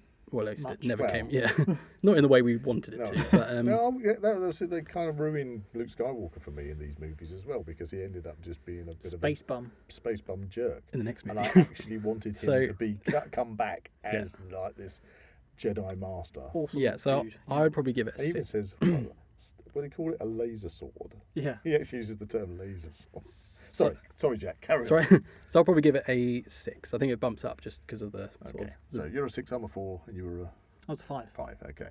And then we move on to The Last Jedi. 2018, 2017. Oh, I'm not sure. Yeah. Not sure the. We'll say 2017. I'd lost hope by this time. The Star Last Wars. Hope. Rather than a new hope, I'd lost hope. So, Star Wars: The Last Jedi, very controversial. Splits a lot of Star Wars fans. Yeah. You either love this or you hate it. This is one where we have again they regurgitate at the end the Battle of Hoth. Yeah. You know? Yeah, it's like, in some ways, it's similar again to Empire Strikes Back, but in other ways, it's kind of like not similar. And you to can tell things. it. You can tell already by this film that there wasn't a coherent story. No. I'd rather J.J. Abrams did all three. Yeah, because it was a different director, wasn't it? Yeah, so he went to Rian Johnson, who kind of tried to do his own thing, which midway through a trilogy is not a good idea. No. Which we then get the repercussions of in Rise of Skywalker. Skywalker, which is a big mess. So, yeah, I've rewatched this one recently, actually, on 4K, and I kind of had a good time. There was still obviously a lot of glaring problems. Yeah. There's no real big lightsaber battle or anything. No. It's kind of just a sequence But of... it was just like I'm sitting there in the cinema watching it, and the Empire are chasing the Rebel fleet. The First Order, Yeah, the First Order. Okay, but still the bloody Empire. basically. Basically, and they're chasing the Rebel fleet, and the Rebel fleet runs out of fuel to be able to do another light speed jump. Yeah. So the fleet are now being chased by the New Yeah. Order. New Order, yeah? First Order. First Order. New Order as a band. So they're being chased. And you think, and they're slowly getting closer, and then they're picking off and you think, well, hang on, the First Order, they could just jump in front of them. Any moment. They have multiple ships. They hyper just speed. have to go boop in front of them. Yeah. Boom, boom, boom, boom. You're dead. We don't have to chase you. And then Yeah. while they're chasing the rebels, then Finn and that will bugger off Somewhere else. somewhere Yeah. else. I don't And re- nobody notices the fact they've gone. The And casino. then they come back again. God, yeah. No ships go. Oh, And yeah. they sneak up onto that And then command there's ship. and as you say, Phasma there who's like this, and she never really gets. The shiny stormtrooper. She never really gets a good showing of anything Well, in the yeah. whole thing. Like, these are characters that have been introduced in The Force Awakens, like Phasma, Snoke. They get killed off in the second one of the trilogy. Yeah. And it's like all this big question of who is this big Snoke Yeah, who's Yeah. this dude? character? I thought it was going to be what? Is it Darth Oh, Plagueis? Plagueis. Yeah. But answer, Nothing. nothing, no answers. No, there's so many things left And sort of turns out to be a unanswered. Clone anyway. Yeah, Stupid. kind of inhabited by Darth Sidious's mind. We also had like a ring on with a black kyber crystal in, which is obviously the center of a lightsaber. Yeah. Yeah. So there's like a lot of stuff that's kind of teased but never actually comes to anything. Yeah. And if he's a clone, then why has he got that? And it's just there's a lot of things that didn't quite They add up. cloned him and then injected loads of midichlorians into it. I don't know. And he dies midway He through. dies. They should have. It's similar to the prequel trilogy because I always think they should have made Darth Maul the main villain through all three, or Count Dooku. Just have a main villain all the way through. And they kind of did that with Snoke, but then they Well, killed him talking off about and characters all the way replaced through, him with the Emperor.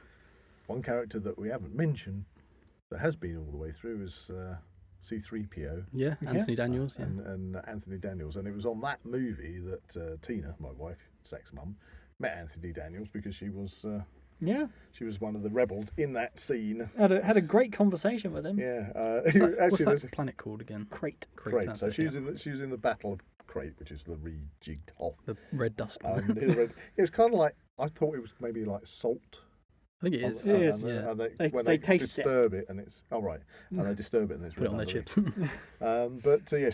chips. So Tina's in that scene, and there's quite a fun little story behind that because she was there, and Anthony Daniels is getting screwed into his costume and unscrewed because he has to stay in it most of the time, and they just happen to be next to each other. They end up engaging in conversation, and then one of the SAs that's on the shoot comes over to him, and you do not do this at all. You Big do not no-no. comes over, engages, because obviously he's a Star Wars fan and really excited that he's finally managed to get on a Star Wars movie. Comes over and says, "Oh, can I have your autograph?" And you do not do that as a performer. You do not ask the talent. Yeah. You're working with them. Yeah. when working. No, this is work. Yeah. Okay. This is not. You're not Comic-Con. I mean, I would get fired for that. Anyway, Tina's standing right next to Anthony Daniels, and he said, "Oh," and you could feel she said, he felt awkward, but still wanted to sign his thing. And what it was the guy had a bottle of Star Wars Lucasade. What? It was C-3PO. Yeah, C-3PO okay. Star Wars Lucasade. From 1999. Yeah, and he said, and so he signed it, and the guy was so happy and walked away. And then he turned to Tina and said, "That is probably the worst piece of merchandise I have ever had to sign in Literally, my entire career." it's literally litter. and then Tina didn't know this, but anyway, he went back to his trailer, got a photograph of C-3PO, came back, and because they'd been having a chat about Zach doing his stunt work and Zach doing this and that, came back and he'd written a really nice message on the back to Zach Nice, about, may the Force be with you in your career in the movies and everything. Yeah. And he said, I want you to have this because after signing that bottle of Lucozade, I had to sign something I needed some catharsis here. I needed to give you something decent. Katina hadn't even asked for anything. She wouldn't do. Yeah. But he came over and he gave it to him because he needed to get over the experience of this Lucozade bottle. And so there you go. That's that. That's a cool little story. That's a nice little story for That's that movie. framed in my room at the moment. There you go. There we go. There was a happy ending to the last It was, Jedi. it was. At least Tina enjoyed Behind the film. scenes, a happy ending. Yeah, behind the scenes. Yeah, I remember because it was a point where me and my mum would go to see the recent Star Wars film. It would be my Christmas present. My sister would buy us tickets to go and see it. Yeah. And I've been so excited to see the new Star Wars film, but I just can't get over. When we watched The Last Jedi, I just had this overwhelming feeling of like disappointment afterwards. I really tried to enjoy it because it was like that film I'd see. That was my Christmas present to see that film. But I just remember thinking afterwards, I was like, something was missing. And it's just not quite clicked. Did I with me. enjoy that? Did I not enjoy that? I'm not quite sure. Yeah, It just felt very underwhelming for me. Yeah, underwhelming is probably the way I'd sum it up. Yeah. Because it was kind of like there was no big lightsaber fight. Yeah. No, they're kind of fighting opposite like other people, but Yeah. there's not really a big duel or anything. Yeah, there's no lightsabers never Clash. in that film. Okay. They do accidentally, I think, Do they? when they're fighting the First Order people. Okay, fair enough. I can't remember. I'll watch it again. I've probably only seen it twice. Well, my score on this one is a 3. Ooh. My previous score for the previous movie was a 4. This has gone down a notch.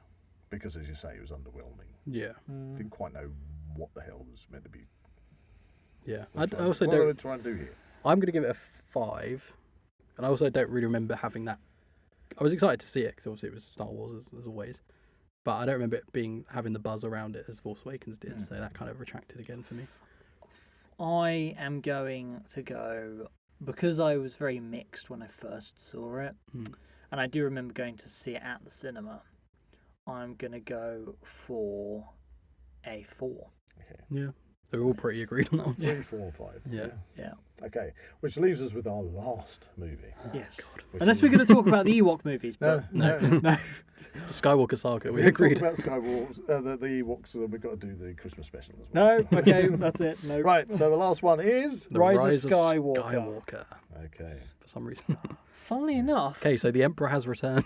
The Emperor has returned. Somehow the Emperor has returned. That's the beginning. Isn't that the opening total crawl? Yeah. It Yeah. does a couple. there's like a Forget everything else that's happened. The Emperor's come back. mysterious voice echoes throughout the galaxy God, or yeah. something. That's it. And it was announced on Fortnite of all places that he would come back.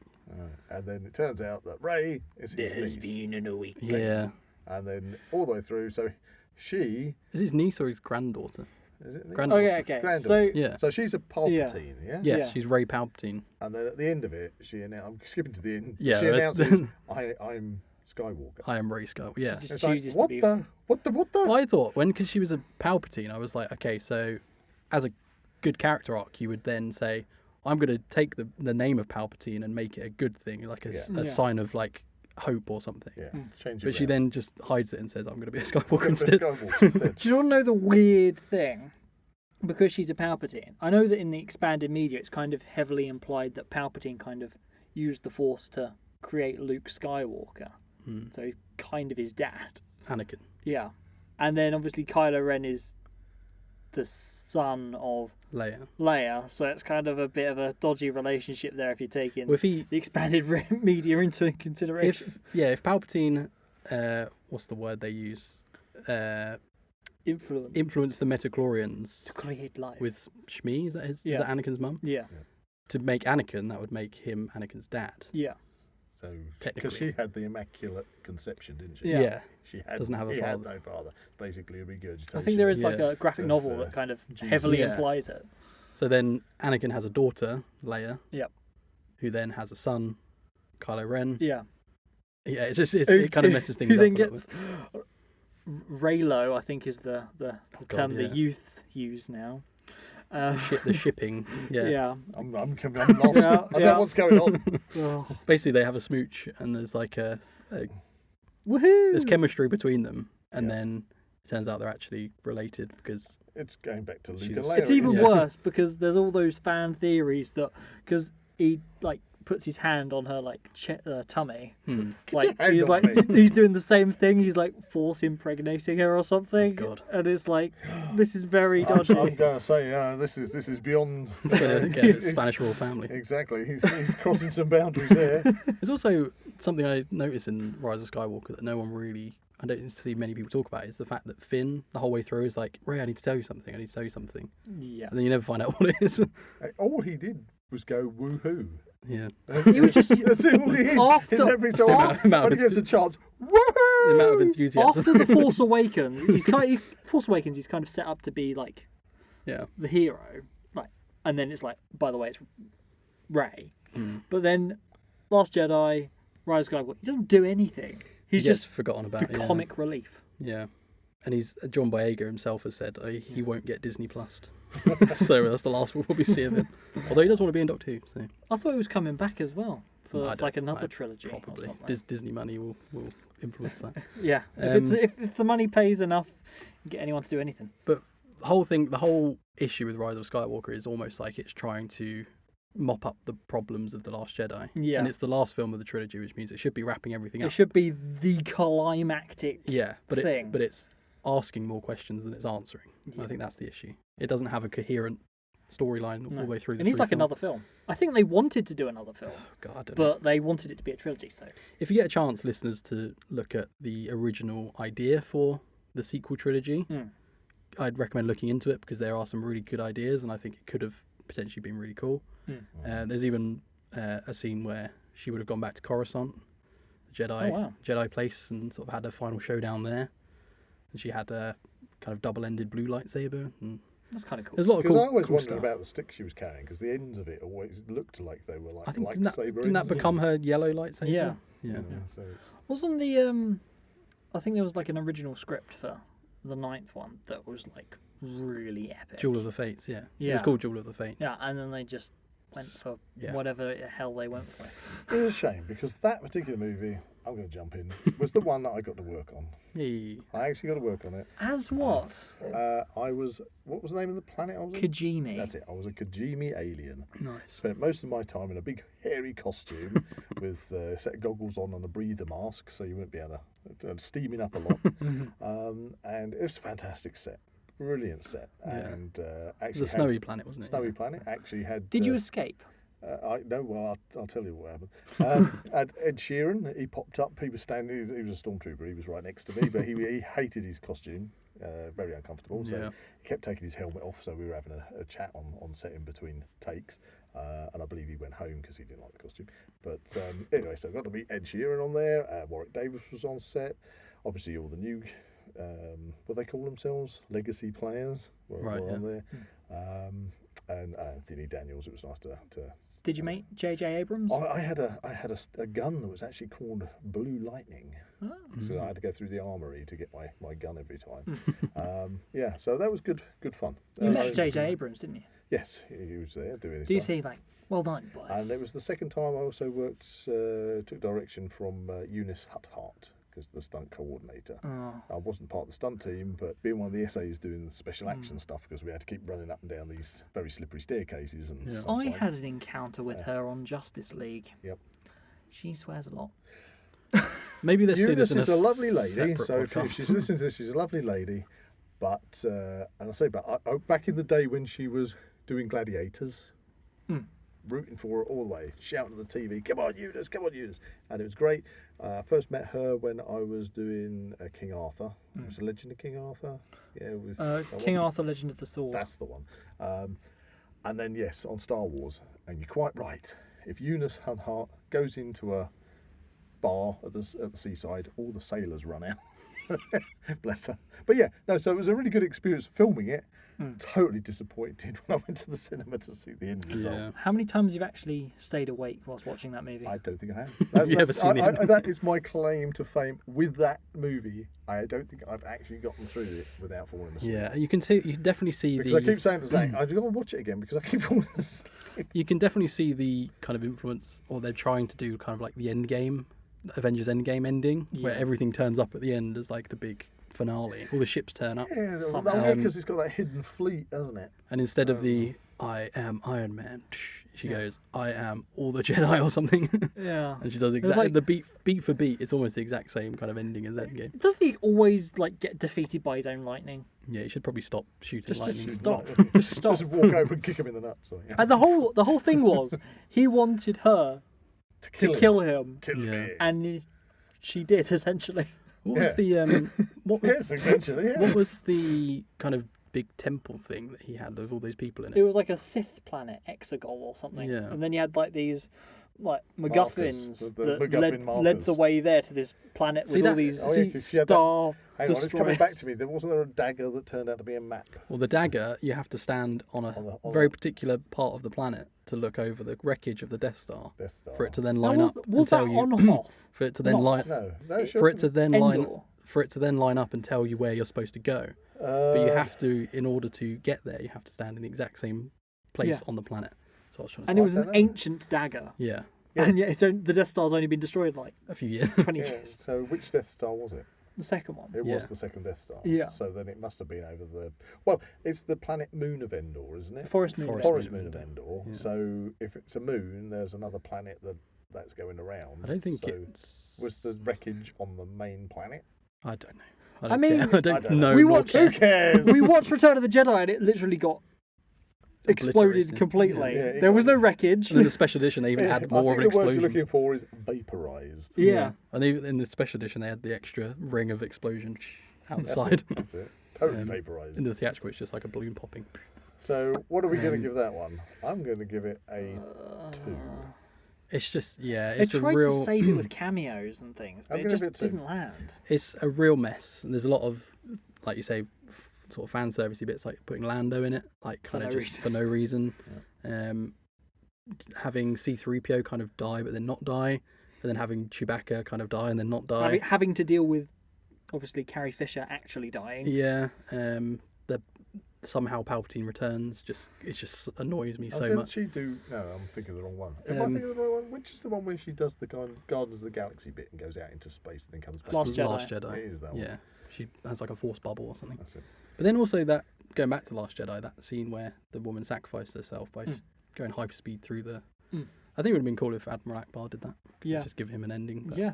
And it's like, Anyway. even Admiral Akbar died in that. It Yeah. was really sad. Anyway, Yeah. it's just totally underwhelming. I think the whole thing is a bit of a mess because they're trying to ask more questions at the end of a trilogy Yeah. while not answering any of the questions that have been posed in the last two films. So So just the a total bad mess. person's family line wins out at the end of the day. yes, Yeah. he did get his wish, Yeah. She did kill him, and she becomes Palpatine. Palpatine. So his bloodline will carry on. Yeah. The Skywalkers are gone. Dead, and Yeah. she's just borrowed the name. Well, she's kind of related to Skywalker. I think I woke up while she's doing the doing the Luke Skywalker bit on Tatooine with the two sunsetting. And she sees Luke and Leia as Force And then ghosts. there's that, Do they? Yeah. Oh, I don't remember and that. she buries the lightsabers, and there's that really random lady. Old lady, yeah. Who are you? Then she turns and sees Luke and Leia as Force ghosts and he goes, I'm Rey Skywalker. Then it ends. She's got BB-8 with her for some reason. Well, there you go. That's- There we go. We've Two. completed. Can you tell me what happened to R2D2? Didn't he stay on that planet with C-3PO? That's On the On the point. jungle planet thing? Who looks after them? Actually, because that's I might be going back slightly. Am I going back a movie or two because they can't find Luke Skywalker That's Force and, Awakens. and it's in R2D2? Yeah. They He's got never his- thought to But check. nobody's actually bothered to turn They- it on. they He's addressed. got part of the map. Yeah. Basically the only bit that Luke's on. He's got that bit. They addressed it saying it's very unlikely that he would have the map on file, and then it's like, It's a. by the way, it's there. It's a droid. Why haven't we switched it on and checked? Also, Lando's at the end of that with the rebel woman when they ride horses on the back of the Yeah. thing, whatever that's all about. He sits down next to her and they set up some kind of Something. partnership or whatever between them two. So I don't Yeah. know where that ever went. It's like, where do you come from? there you I go. don't know. And then he's like, let's find out. And then we had Star Wars Resistance, which no one watched. No. What's that? It's like a Clone Wars, but it's set after the sequel trilogy. Oh. I mean, I've seen It's the very, Mandalorian. it's very much for kids. It's kind of a kid thing. So what was the one we were watching when they were trying to nick stuff? You have to be out of, Is it Andor? Andor. Yeah, I didn't watch any of that, but Yeah. I've heard Yeah, it's. that's I've heard it's before Rogue One. It kind of wasn't too bad Obviously. until they were all running around with AK-47s. Yeah, that that's kind of a actually bit had weird. clear plastic clips in showing bullets, and yet they're firing lasers out. Apparently, Andy Serkis is good in that, but I've not Yeah. seen any of it. And it's kind of weird because he Snoke. plays Snoke. It wasn't bad. It wasn't bad, but it was weird that they had AK-47s. But that Cool. was interesting. Anyway. They were building the Death Star Anyway, in that. that's Cool. it for our There we summary go. of all the Star Wars movies on May the 4th be with you. Well, the Skywalker saga. There's still a lot of like spin-offs, like yeah, movies yeah. and stuff. But we're Mate, sticking, we can revisit those we're sticking with the May, what you get at the cinema. maybe to next watch. year. We'll do a part 2 of all the supplementary Star Wars bits. And that's it. We've given our views. Yeah. Yes, Well, we that's could have. it. I think we could have probably talked about Star Wars So- films for the next. We've told our tale. Worst movie? We probably could have. Last one. We probably could Rise have of carried. Skywalker, We yeah. probably could have carried on talking about Star Wars films for the next like 3 hours. Yeah. I don't think we covered everything, but we definitely sort of did a whistle stop tour. Best movie, Empire Strikes Back. Yeah. There you go. Yeah. Worst to best. I think actually, I think it's kind of the original and Empire are kind of matched for me. Yeah. I think. Best trilogy, original trilogy. Yes, 100%. Then Loved Prequels, then sequels. Loved revisiting Return of the Jedi last night. That was fantastic. Seeing that in the cinema, obviously, Yeah. didn't get a chance to see it first time round because I Alive. didn't exist.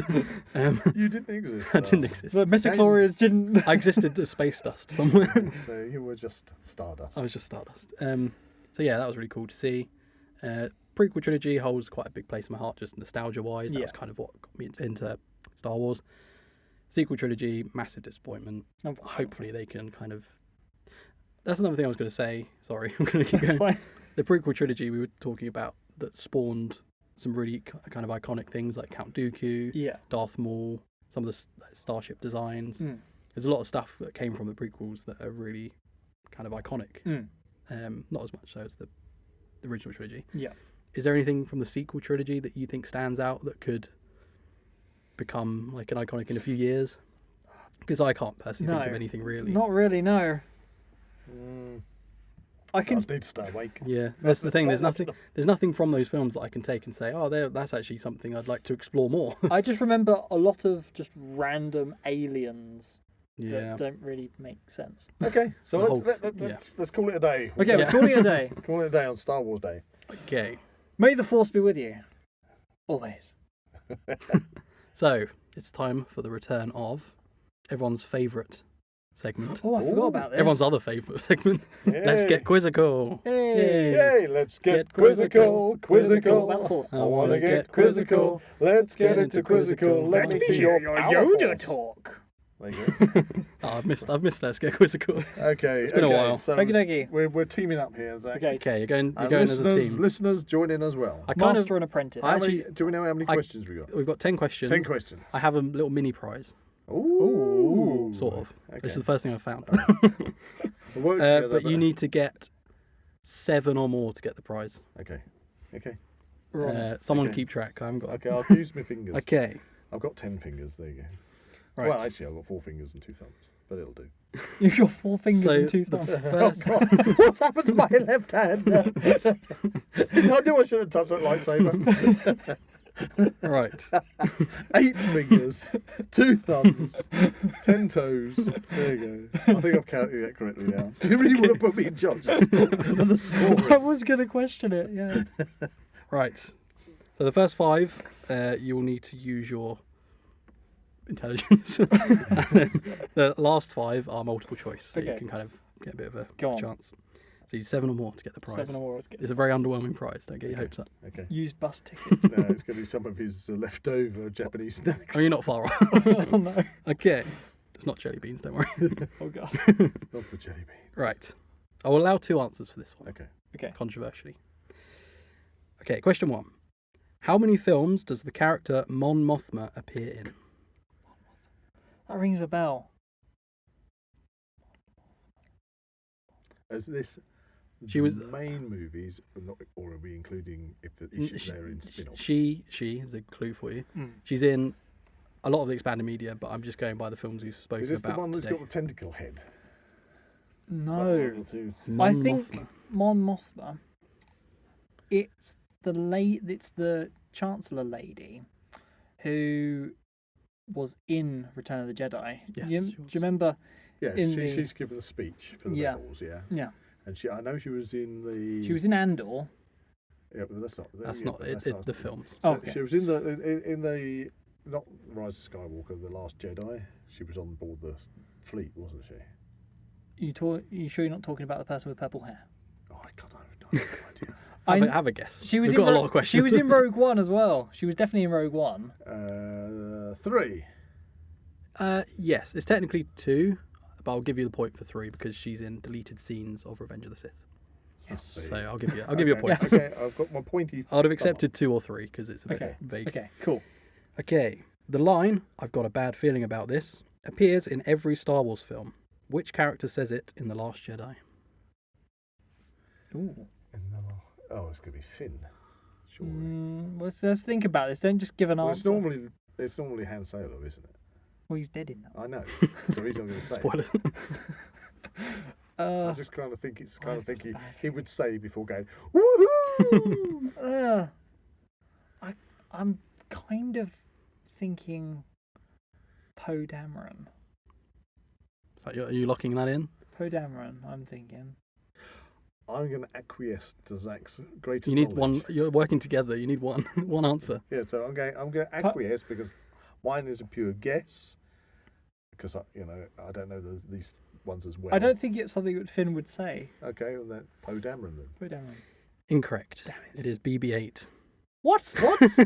Genuinely. Beep bop boop bop. Yeah, happy beeps, buddy. Happy beeps. That's what he says at the beginning in the action sequence at the start.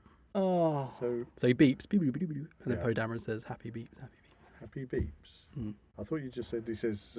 Yeah, that's his response to "I've got a bad feeling about this." Oh, in, right. in In beep. droid talk. Oh god! All right, well, we didn't get that one. Okay. Question 3. I hope you're doing all right out there, listeners. Dave Prowse famously played Darth Vader, Yep. but which Doctor Who story did he appear in 5 years prior to Star Wars? Ooh. We always bring it back to Doctor Who. Oh. Want me to read it again? Oh. There's kind of a clue you could possibly work out in the question. Okay. Dave Prowse famously played Darth Vader, but which Doctor Who story did he appear in 5 years prior to Star Wars? Okay, so So you this need is to work out before what the year Star is. Wars. 5 years. So Star Wars is 77. Yeah. So it's got to be a John Pertwee, isn't it? Yep. Okay. Actually, no, I do know. I know that he was in it. I know he was in Doctor Who. Now, I could go through, in order, I'll accept the first answer. all of the John Pertwee episodes. No, I'll accept one answer. Do you know, okay. I'm sure that the character he plays, you can see that it is him. Would I be right in saying that? I don't think so. No? If you got any clues to narrow it down, I could probably tell you. What's the year? So it'd be 5 years before 77. So 76, 75. 2. Yeah, 22. so there's a year. So Doctor Who from that year. Oh, It's not. No, he didn't play an Ogron, did he? no. He didn't play Sea Devil, did he?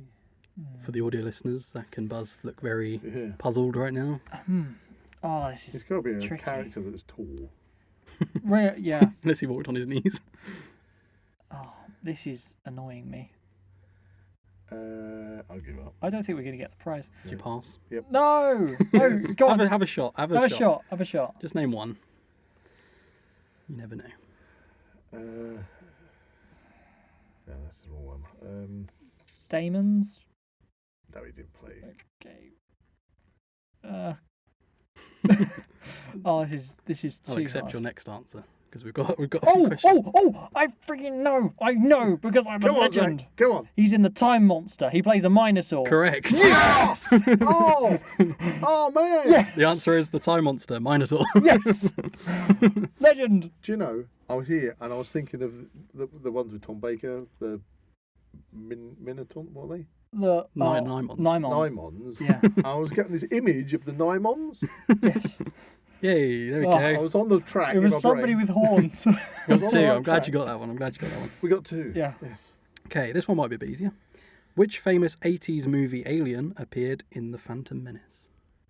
Oh, that's E.T. Correct. Okay, it was There you easy. go. E.T. It's actually more than one E.T. There was a bunch flock of of ET. ETs. Is that what you call it? A Yeah. flock? A spawning of E.T. Okay. Or was it a fingering of E.T.? No, Oh, I don't that's know the wrong movie. Oh, no. Have you seen the ET finger you can buy as a toy? I don't want to. Let's not go there. It looks as We bad could as do you a think. product review. No. Anyway, carry on. Question 5. You're halfway. What does AT-AT stand for, or AT-AT? Oh, Depends how you say it. AT-AT. All-terrain Armoured armoured transport. transport. Correct. Yes. Okay. got one in my room. Question 6. Before he became known as the iconic Yoda, what was his original name? A. This is multiple choice. Okay. A. Grogu. B. Buffy. C. Yaddle. Or D. Melanie. Say them again. A. Grogu. B. Buffy. C. Yaddle. Or D. Melanie. Well, I thought Yaddle was a female one. Yeah. The first one is the one out of Mandalorian. Yeah. Ooh. The last one. Was it Maddie? Melanie. What? No. Why would it be Melanie? I thought it was just... So it's got to be the second one then, doesn't it? Yeah. Was it? Buffy. Buffy. It can't be Buffy. It's got to be either Yaddle or... But I thought Yaddle was a female. Yeah, Yoda. well, obviously, Okay, it's going to be Yaddle then. yeah, we're going Yaddle or Grogu. Yes. No, I'm going to go. I thought everybody had this hoo-ha about Grogu not being Yoda. Okay, So You never know. Could have been an original. going to go concept. Yaddle then. Yaddle. Incorrect. Oh, Correct answer is Buffy. It was Buffy. So, what? Okay. That's my second choice. Thanks, Zach. What? He was known as Buffy, although apparently in the script for Empire Strikes Back, he's still known as Buffy, right up until the script. Oh, there is that line where he says, "Hi, Master Buffy." The iconic line. Yeah, I remember that well. Master Buffy, I am. Buff your lightsaber. Okay. So question 7. You're doing really well. What was the original last name of the Skywalkers? A. Darklighter. B. Morningstar. C. Starkiller. Or D. Galactica. Second one. Darklighter was Luke's mate's surname. The one who goes off and joins the rebels. What's his name? He meets him later on, and you kind of think, what's going on? Oh, Starts with B, doesn't it? Basil. Not Basil.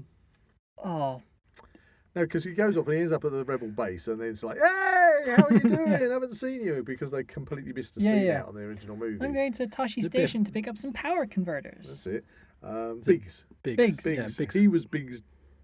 What did you say? The Dark. So Darklight. A. Darklighter. Yeah, he was Biggs Darklighter. I'm sure he was. B. Morningstar. C. Starkiller. Or D. Galactica. Morning Star. I reckon. You reckon Morningstar? Yeah, I don't think it's Star Killer. I don't think it's I know that there was a Star, Darth Vader apprentice called Darth Starkiller or something. the Star Killer base. Do you think? Yeah. That's going to be Morning Star. Locking that in? Yeah. Incorrect. It is Starkiller. That It was the is original Starkiller. name for the Oh. Skywalkers. Oh. And then they did use it, yes, in Force Unleashed Yes. as the Well, we've Bad blown guy. the treat then. Oh, what's the Okay. count? 4. 4. Oh, have we run out of So you've got 3 questions left. three questions? 4, 5, 6. Oh, we could You do could, it. you could still Come do on. it. You need Okay. 100% I from thought- now on. Sorry, I was giving up hope. Like Okay. like the last Well. Skywalker. The last. That's the whole trilogy in one. Oh. Okay. Question 8. What planet is the birthplace of the Jedi Order? Is it A. Kajimi, B. Wabani, C. Actu, or D. Utapau? Oh, crikey. That's, Not that Utapau. Didn't say the name. Utapau It's is in the one Kajimi. where Grievous gets shot a lot and Say them explodes. again? A. Kajimi, No. B. Wabani, Hmm. Wabani, C. Actu, or D. Ank- Utapau? Yeah, Actu. Ankh-To. Yeah. Yes. You looking that in? Yep. It's Last Jedi, yeah. Correct. Actu. Yay! We've got 5. Right. We've got to get these next 2. Come on. Next 2. This might be quite difficult. We're not going to get What was Luke Skywalker's call sign during the Battle of Yavin? A. Red 5, B. Red Leader, C. Red 4, or D. Simply Red. Red October standing by. Yes. Red Sonja standing by. Simply Red standing by. Okay. So you've got to read them out again. Okay. Right. A. Red 5, B. Red Leader, or C. Red 4. Red 5. Red sure. 5, yeah. Red 5. Correct. Yay! We're down Come to on. one. Final Come on. question. Root for us, listeners. Okay. Root for us. One between you and the prize. the really naff prize.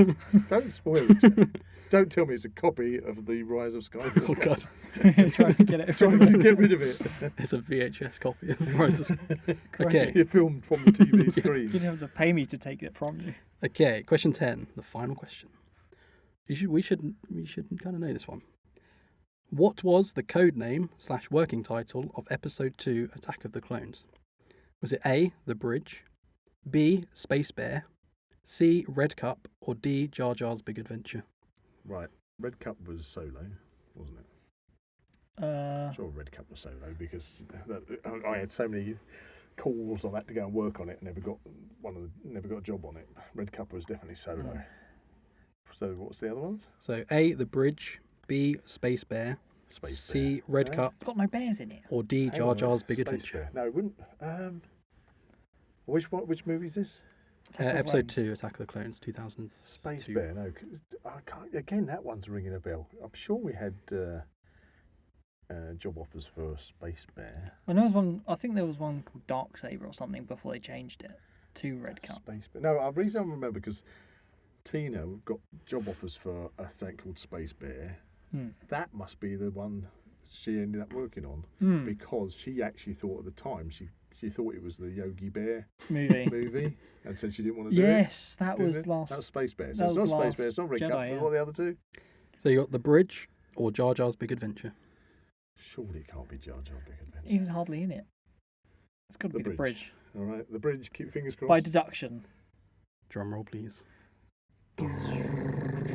You are incorrect. Oh, It was Jar Jar's Big Adventure, We missed out on What? the point. That's completely or sometimes known as misleading. Jar Jar's Great Adventure. Oh God. So Misa having an adventure. What the hell? yeah, I think George Lucas did it as a bit of a wind up. Okay, so I'll just go through. The Bridge was Revenge. Jedi mind tricks. The Bridge was Revenge of the Sith. Not really sure what the correlation is. Space Bear, you're correct, was The Last Jedi. Red Cup was Solo, Yes. and Jar Jar.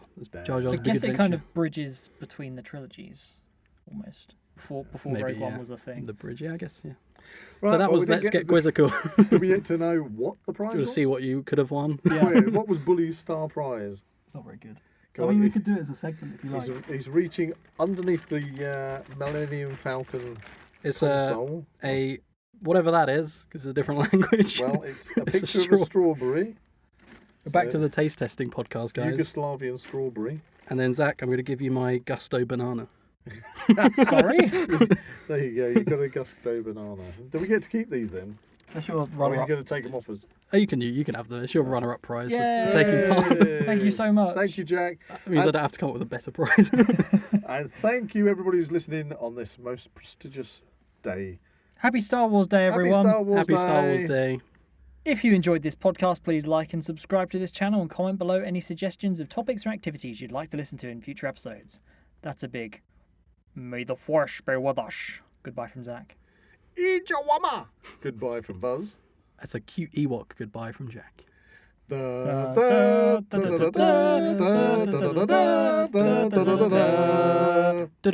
You can find the Now We Know Show podcast on YouTube, Spotify, Amazon Music, and Apple Podcasts. Check out the Zak Wylde Productions social media pages on Facebook, Instagram, and Twitter, or visit the Zak Wylde Productions website at www.zakwyldeproductions.com. Please get in contact, we'd love to find out how you're listening to us. So get in touch in the comments and don't forget to check out Zak Wylde Productions on Patreon to become an official ZWP patron today.